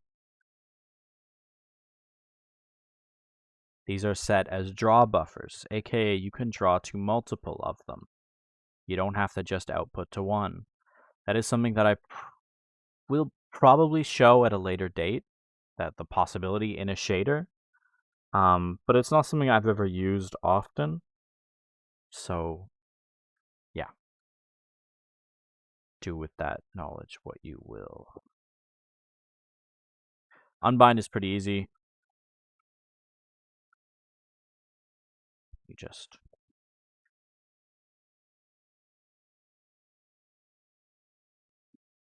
and with that, the back buffer will be set as the draw buffer. So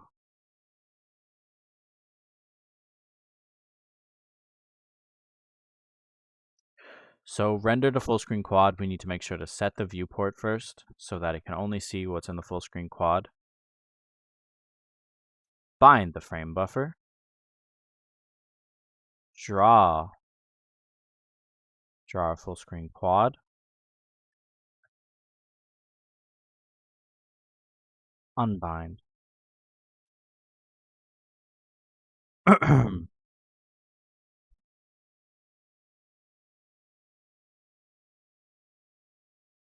Just a few more to go. GL bind frame buffer. Read. So this is the thing. There are different types of frame buffers. You can mark one as just for reading, and then you can mark one as for writing. So what we're going to do is bind our frame buffer, and then as the read frame buffer, and then make the draw frame buffer GL none, which means it'll draw on the back buffer.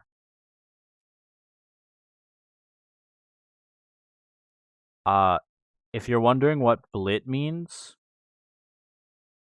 couldn't tell you. Could not tell you what blit means, if I'm honest.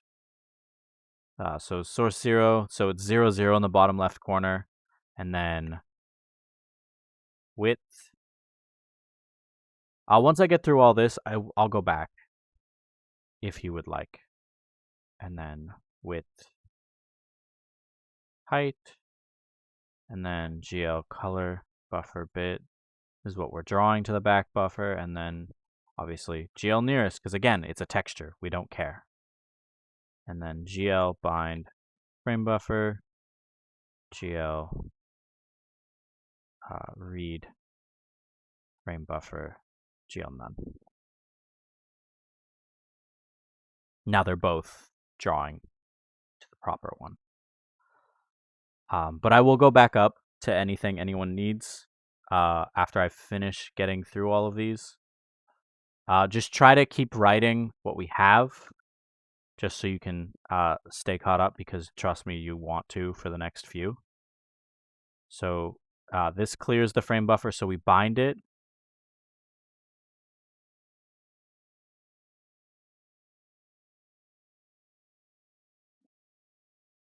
And then we clear it. And then we unbind it. Here is a place where you could just write bind and then unbind. Honestly, couldn't tell you why I didn't. I put myself in pain doing that. The only issue is I had to keep stopping during, and now we're behind, so I can't slow down. I would love to. I'm in pain as well. I don't know why I refuse to write bind. Check the frame buffer status. Yeah, I get that. My apologies. There's a reason why I record these, to make sure that everybody gets them no matter what.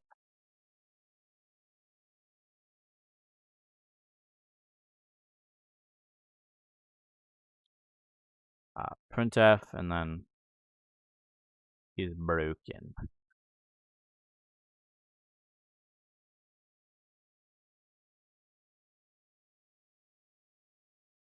Turn false.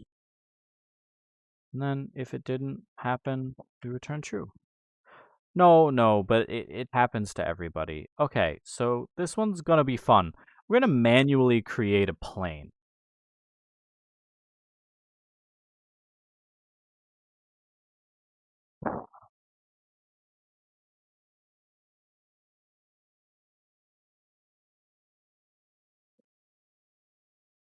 So float VBO data -1.f, -1.f, 0.f, 1.f, -1.f, 0.f, -1.f, 1.f, and 0.f. 1.f, 1.f, 0.f, -1.f, 1.f, 0.f. So wait. 1.f, -1.f, 0.f. And these are the UVs. 0.f, 0.f, 1.f, 0.f, 0.f, 1.f, 1.f, 1.f, 0.f, 1.f, 1.f, 0.f. That's all. Can you copy and paste the numbers? You know what? Honestly, since that is like the worst thing ever, yes, I can. I genuinely hate this function, and I honestly should have just included it.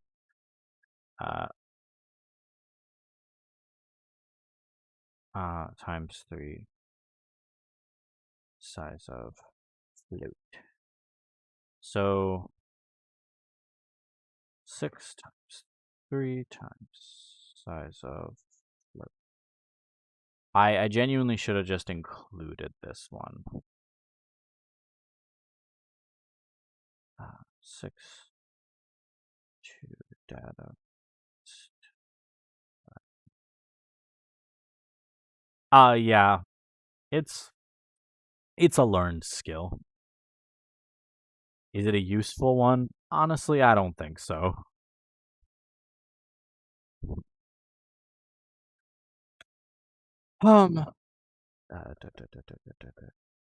Generates vertex array.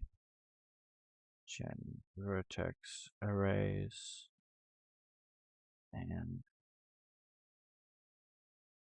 And then this full screen quad VAO that we created binds VAO, bind vertex array. If I'm honest, I will probably just copy paste this into the chat. I will not be posting it though. So if you stay here, you'll get it. This just enables the attribute array slots.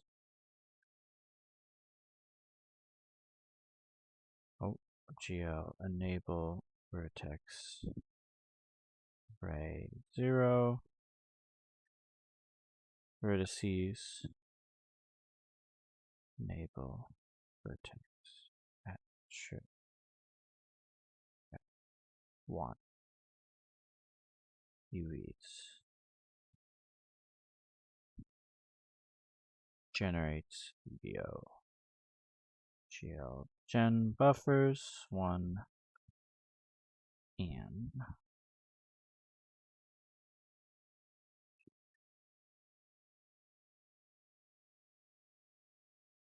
finds the VBO. Believe me, this is a slog for me too. I hate writing out this stuff manually because once you have a mesh loader, you never really touch this code again, or this kind of code again. So it's not really an issue at that point.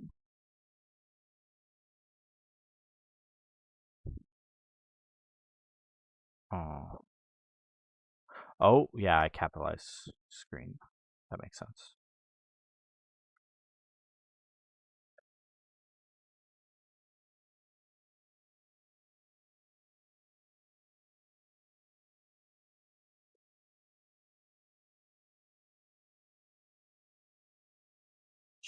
GL buffer data, GL array buffer.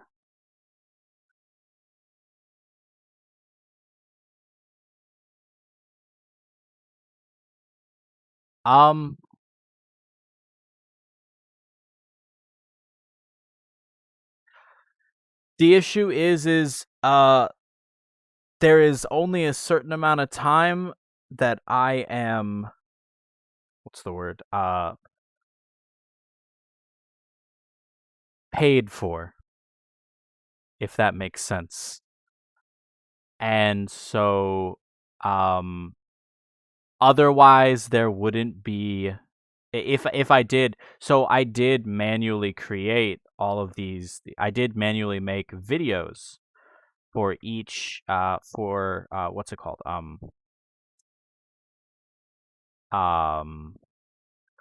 Essential Math for Games 1. And I consider doing it for this course, and we may move to that. The issue is that if we do those, your tutorial hours becomes office hours, and outside of those office hours, I will be not of answering questions as much. Because if I don't, if I do answer questions as well as have those 3 hours of office hours, as well as have all of those recorded videos every week, I am going way over my hourly limit for the week. And that's just the ins and outs of working. It's hard to manage the time. I wish that there was a better way to do it.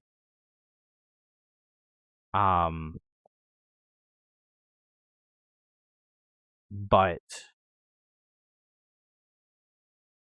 there isn't.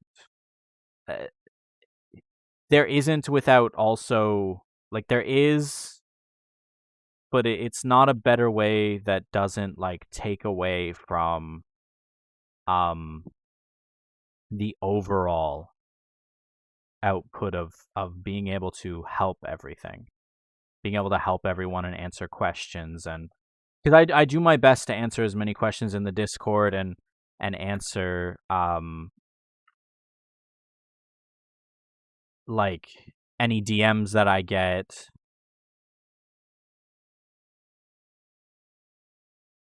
And so it's just very, I really do wish that I could. I had genuinely considered just recording a video, but again, I can't stretch, like, I can't be everywhere at once, if that makes any sense.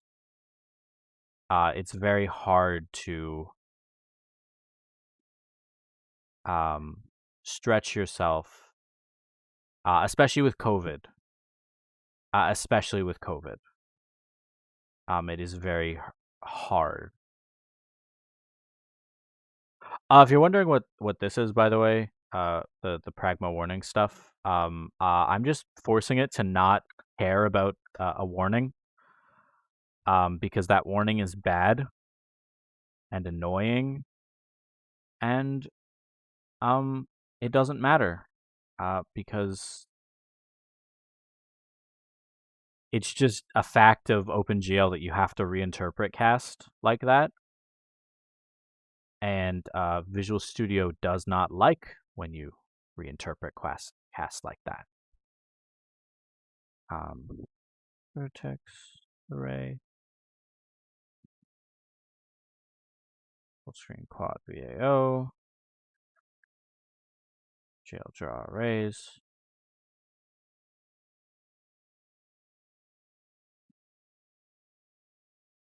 Fine. Vertex array. And that's everything. I'm gonna copy paste these two into the chat though. And yeah, I am doing my best. So thank you. I appreciate that. It cut off most of that. Oh, that's fun. I'm gonna send that in the Discord, is what I'm gonna do then.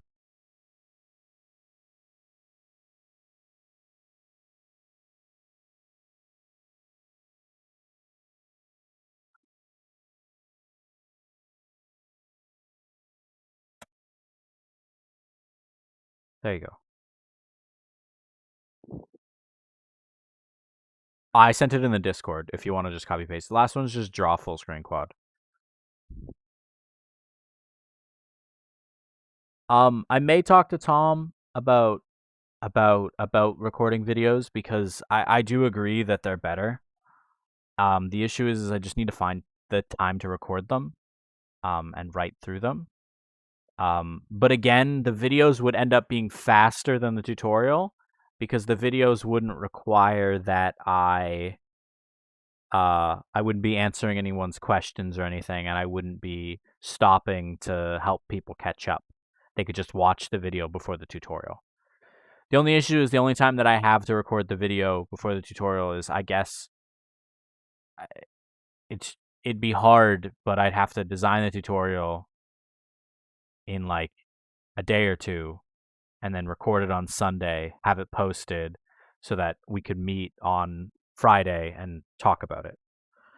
But I'll talk to Tom about that as a possibility, and maybe like halving the length of this tutorial and to still allow me to answer questions like outside of the tutorial. Because what we did in Essential Math was the tutorial hours became my office hours. And you only came to the tutorial if you had a question or an issue or anything like that. So, yeah. Hopefully everyone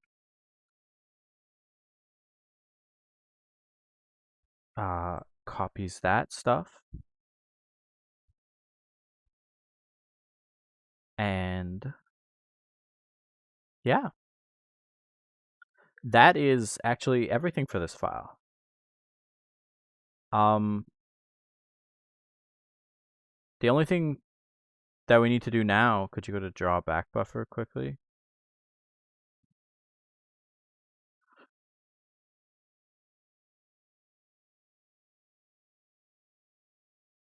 We still have a few more lines of code to write, I should mention. We still need to create our frame buffer and use it.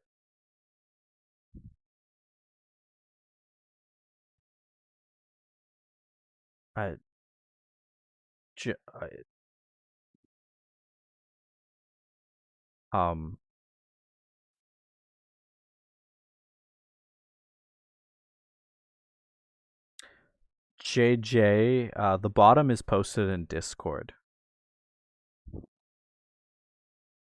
I posted the entirety of it in Discord.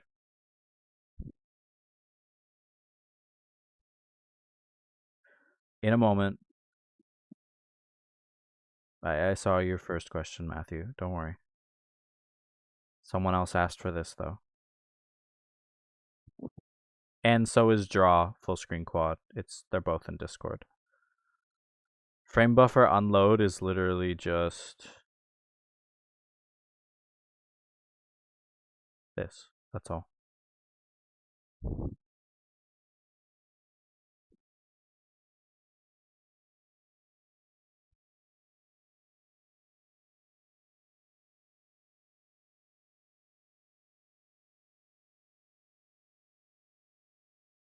Just this.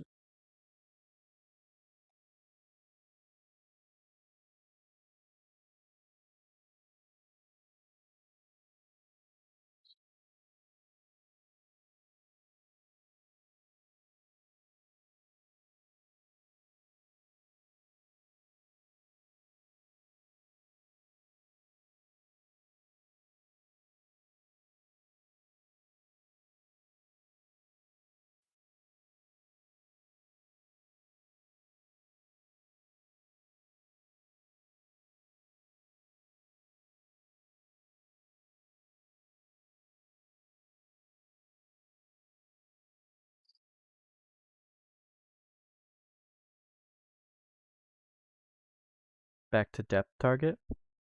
Where in depth target? There's really nothing in depth target. It's pretty empty.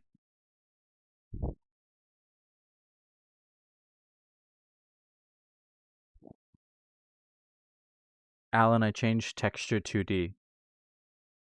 Line 101.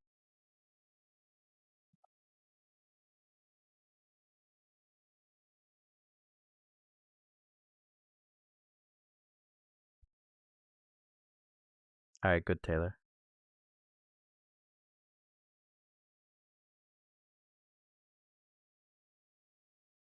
One moment, Alan. I'll go to that in a second.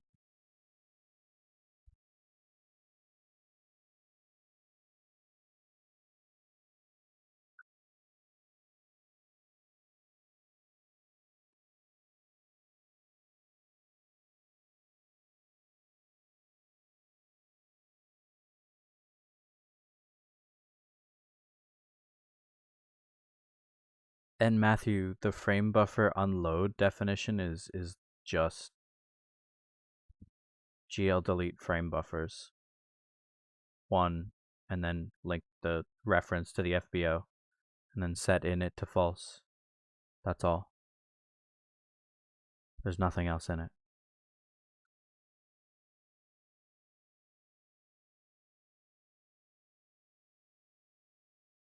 What, Joseph? Texture handles is declared right here.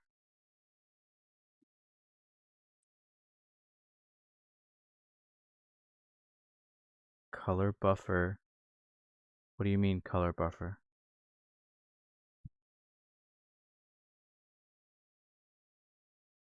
There's no color buffer variable. There's no color buffer variable. Yeah, I'm in the CPP. There's no color buffer variable. It's this one. It's in this.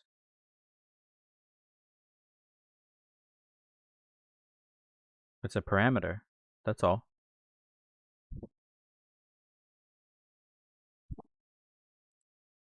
All that happens, yeah. It's just a parameter, same as texture slot. Line 148.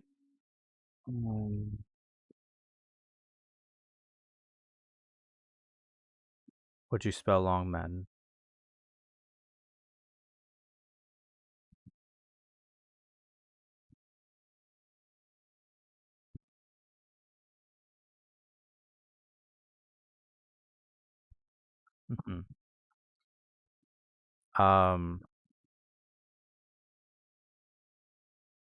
There's no function above unload.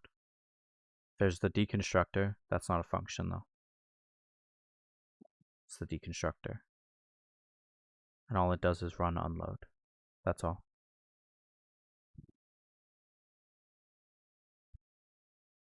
Two more minutes and I'll be continuing on.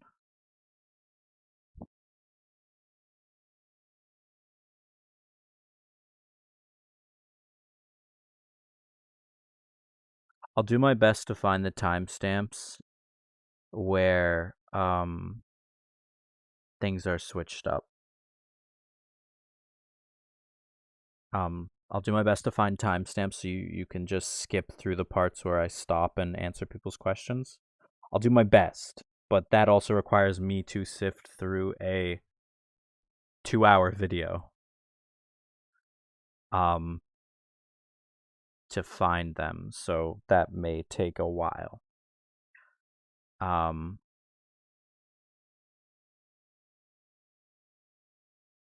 So the next thing that we're going to do is we're going to go BackendHandler.h.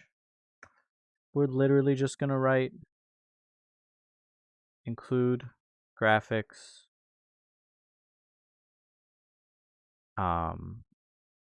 Framebuffer.h. I can do my best to also have it uploaded, Alan, at the same time, while I edit the description and get the timestamps in. I just won't make an announcement about it on Canvas until the timestamps are in, but I can link it in the Discord once it's uploaded. Alan, if you're wondering what specifically we edited, also, everyone just make sure to have this added. That's all you need. It's all that we need to change in this file.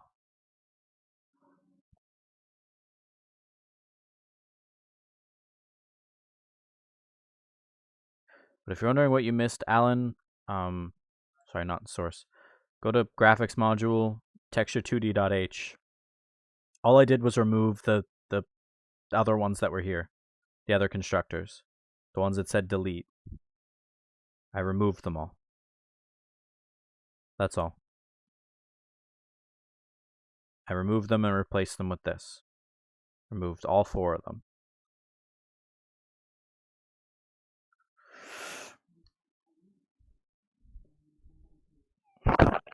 What do we include? You include Framebuffer.h, Ryan. You include the file we just wrote in. Because you need to be able to access Framebuffer. That's all.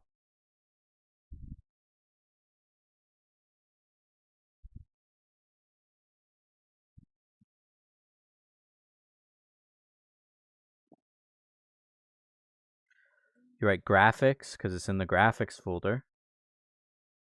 Graphics, Framebuffer.h. Yeah, thanks, Christian. Okay, so now we're going to go to main. We are going to go to where our objects are. We are going to create a new Framebuffer object.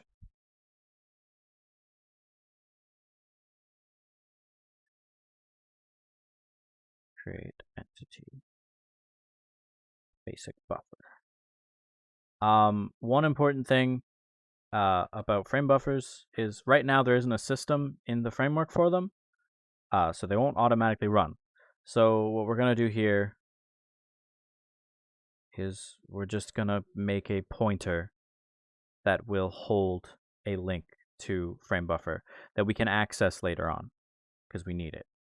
So int width height, and then we're going to do glfw get window size because we need the window size. So backend handler has access to window. Let me just pass in width, pass in height, and notice how these variables are both 0 right now. What this function does is it takes in a reference to them, edits their value, and then just returns them. So test buffer equals, and then we just do Framebuffer object, or dot in place Framebuffer.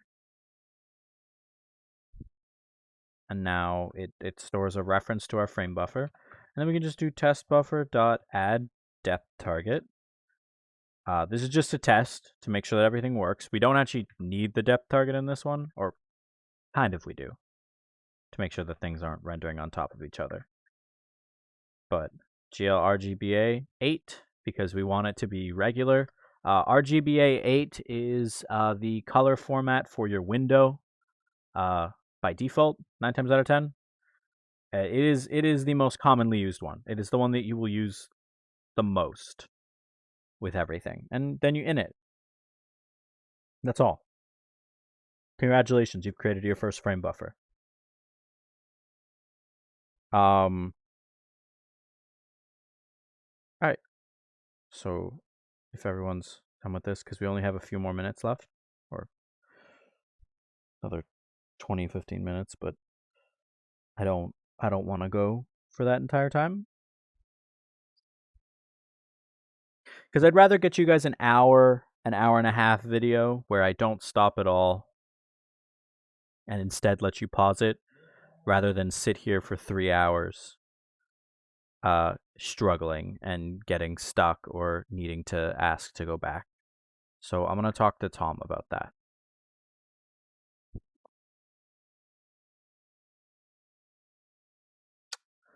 So the next thing that we're going to do is, so you see this clear the screen? Now that we have a buffer, we need to remember to clear it. And I'm actually going to show you what happens when you don't clear it first. So you see this render group? So before you start rendering, we're going to bind it. And then before you start rendering ImGUI, we're going to unbind it.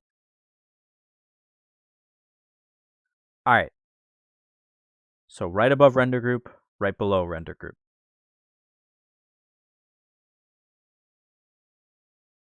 For a few seconds, yeah. Not for very long, though.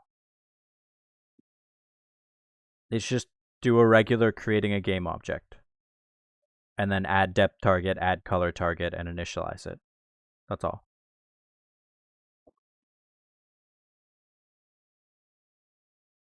Put it under your camera.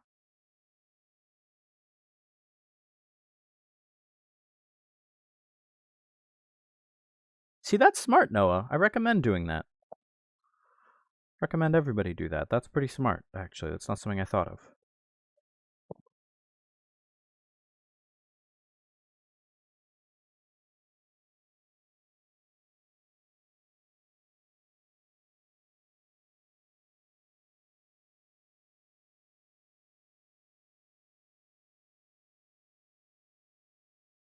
My cold fingers are crying. Gotta warm up that room. I feel that, though. Some days my room's really cold. And my wrists start to lock up. The blood vanished from my hands. Is everybody done? Everybody caught up with the game object? Or everybody that has the frame buffer finished caught up with the game object? Please, can I move away now? Okay. So I left this commented out. You can have it. But okay. So I'm going to show you a few specific things. I'm going to make sure that you know about these errors because these errors will happen often with frame buffers.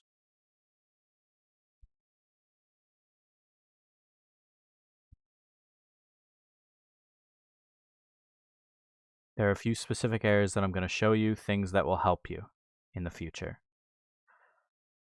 Game is running. Of course, virus and threat protection. I thought I turned you off, but okay.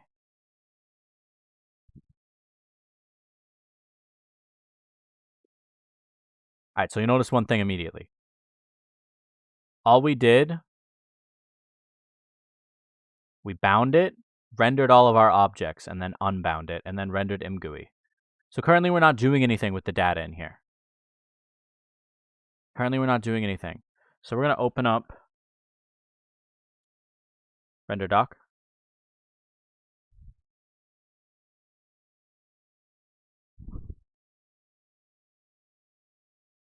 Interesting.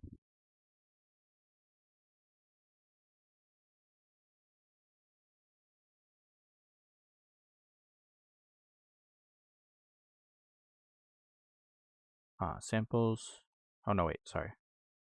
Bin. Week 3 starter. Run. Launch it.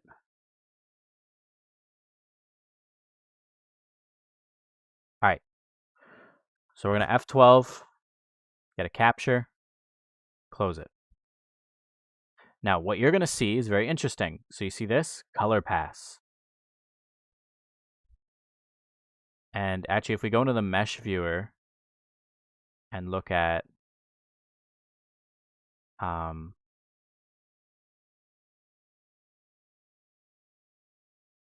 whole pass, you'll see that bit by bit, this is being built.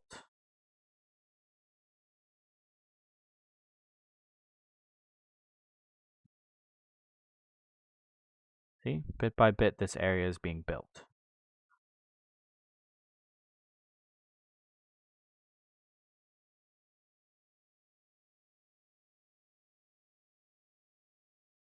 Little by little during this. However, you can't see anything. It's all black. And then we actually haven't done anything. We've only rendered this to the base one. But this is our frame buffer, by the way. This is our frame buffer. This is the back buffer. See, it calls it the back buffer. The biggest thing. So watch this. So test buffer dot test buffer dot back buffer. Draw to back buffer. So if you run draw to back buffer, it'll draw to the back buffer. Watch the color change on the background, though. Pay attention to that color change. Oh my god. I hate virus and threat protection. It's so bad. It's all black now. It's no longer blue. Now, I spent 3 hours debugging this. I thought I broke it. I thought I made bad frame buffers. The reason why it was happening? Watch this. So if we comment this back out, build it again. We uncommented the line where we're clearing.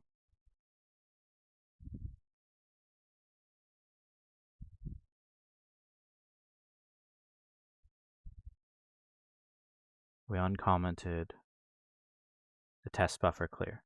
So you'll see it's blue again because I removed the draw to back buffer. And if we go back into Renderdoc,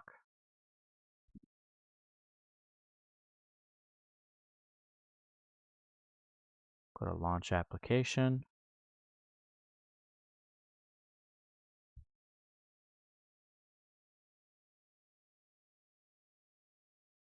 Couldn't tell you why. Maybe it's your GPU.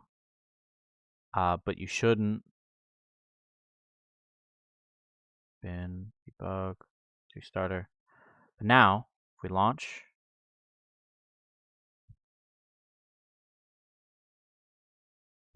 take a capture. All I know is my, without the clear, mine gives a black screen. But yeah, so now, because I added the clear, everything renders. Oh yeah, you can actually see it individually placing all the... Yeah. So once you add the clear... Yeah, no, it'll add a... if you don't clear, it will do the Windows thing where it like just shows it over and over again. Like the remnants of it. Sometimes you'll get stuff. I am not on a 1070.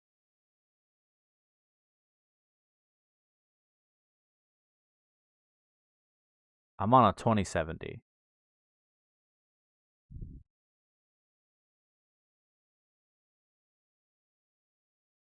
But yeah, so if we go over to Texture Viewer, you can actually see everything. And now that we've actually got it clearing properly, so clear, make sure testBuffer.clear is there. And you just enter the back buffer. So typically you want your render mGUI to happen after your buffer because you don't want to apply a post-processing effect to render mGUI.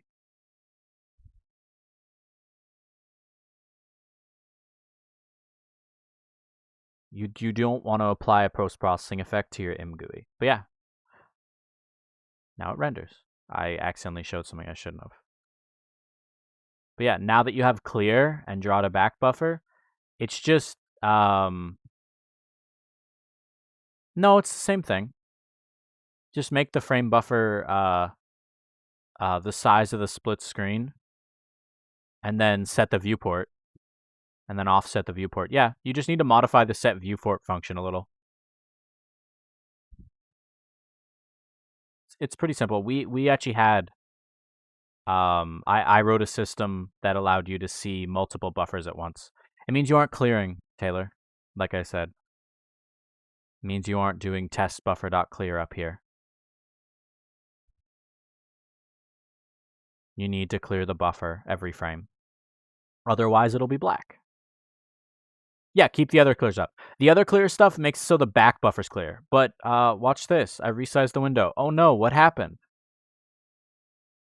This is the back buffer's clear buffer, by the way. Nothing's resized properly.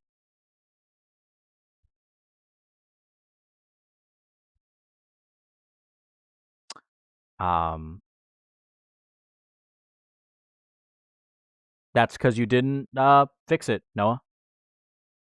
You did not remove all the delete functions. That is because you didn't go into Texture2D.h and remove all of the functions that say delete on them. You have to remove all of them. 1 second, Taylor.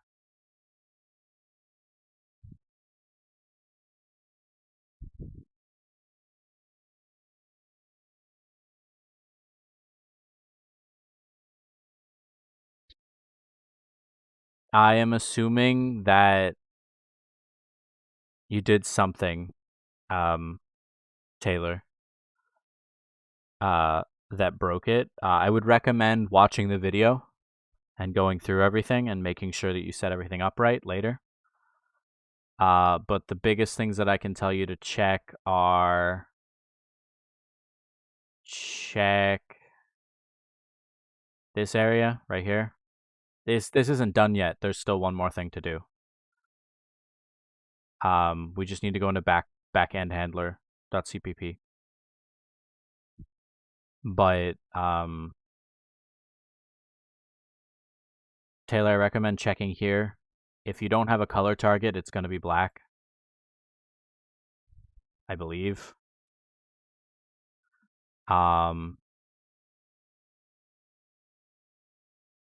But yeah.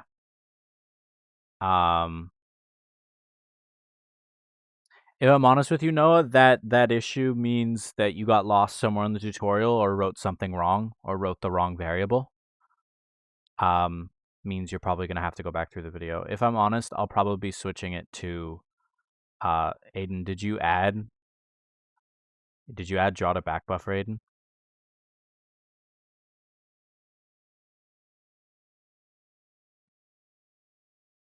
Yeah, no, uncomment it. Now if you uncomment it, it'll show things. Assuming you have the clear proper.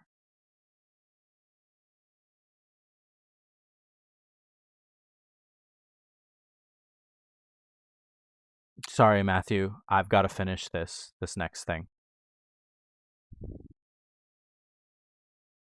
I got to finish the last thing.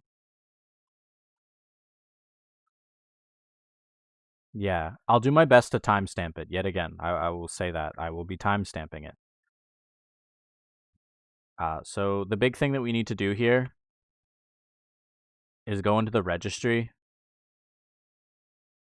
and view all of our Framebuffer objects. And for each one,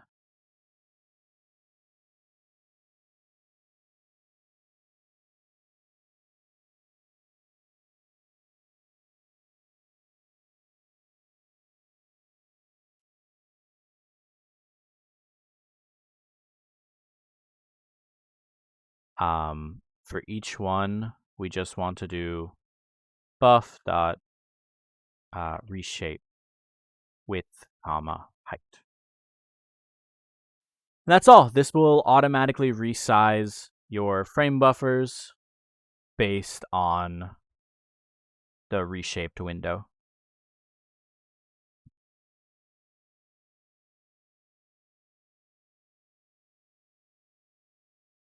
Oh?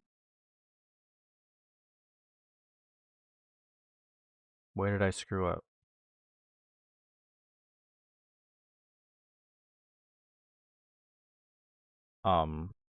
Hello?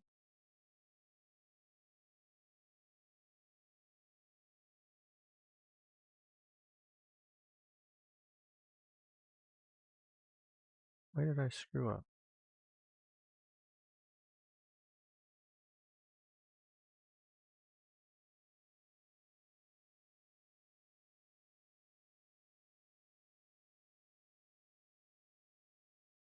No, I have one. Weird. Should run this time?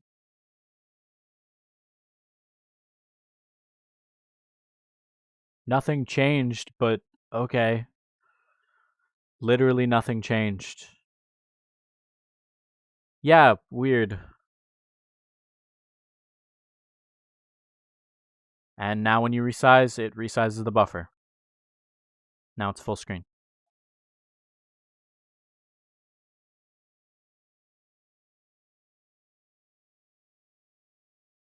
That's all. That's the end of it. That is the last line of code. We have 10 minutes to spare. God, this is going to be a long video.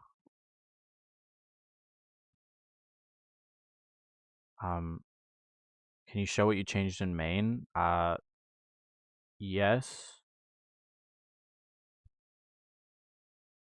All that I changed in main was I created our test buffer object, added test buffer.clear down there, just to make sure that the test buffer was clearing every frame.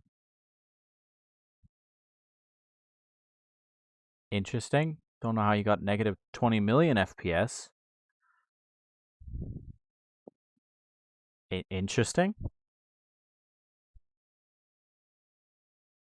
I'm going to be honest, we're going to be switching to the videos probably. I can't see Tom telling me no.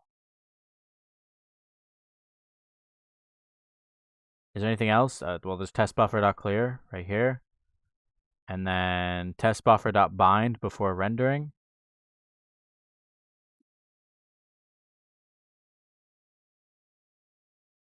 Test buffer.bind before rendering, Noah. And then test buffer.unbind and test buffer.draw to back buffer. And that's all. But bind goes above the render group, because you need to bind it before you draw anything.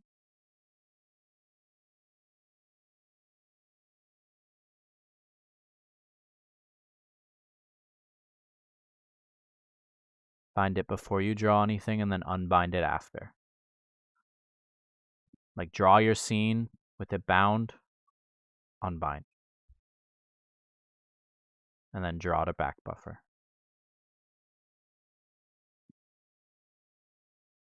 No, next week's tutorial is another implementation. And an ILE.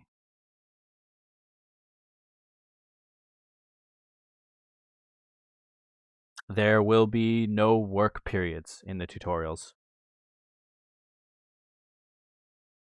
Granted, next week's tutorial, I will probably be recording a video. Someone else wanted to see BackendHandler. I'm assuming you wanted to see this. Literally, just copy this, paste it, and replace all references to camera with Framebuffer, and then make resize window reshape. That's all. That is the only change that has happened in here.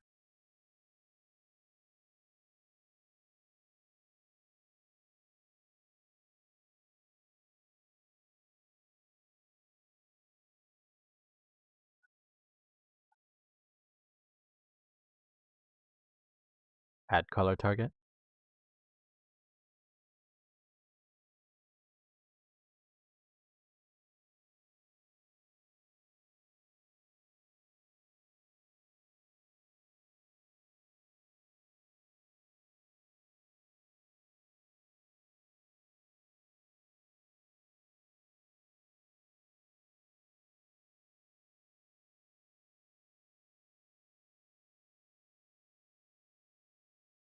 One line and draw to back buffer.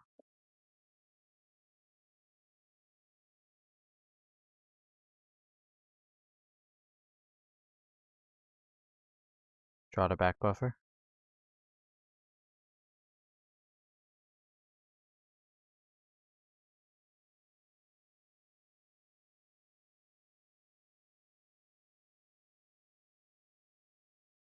Init in the .h?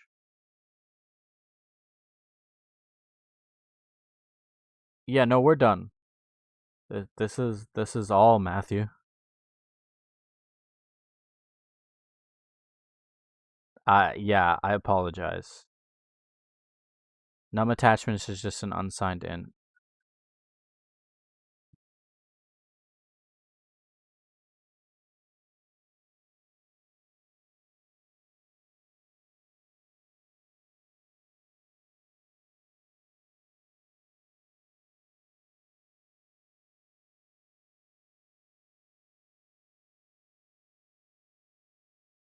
I'm gonna stop the recording now, for sure.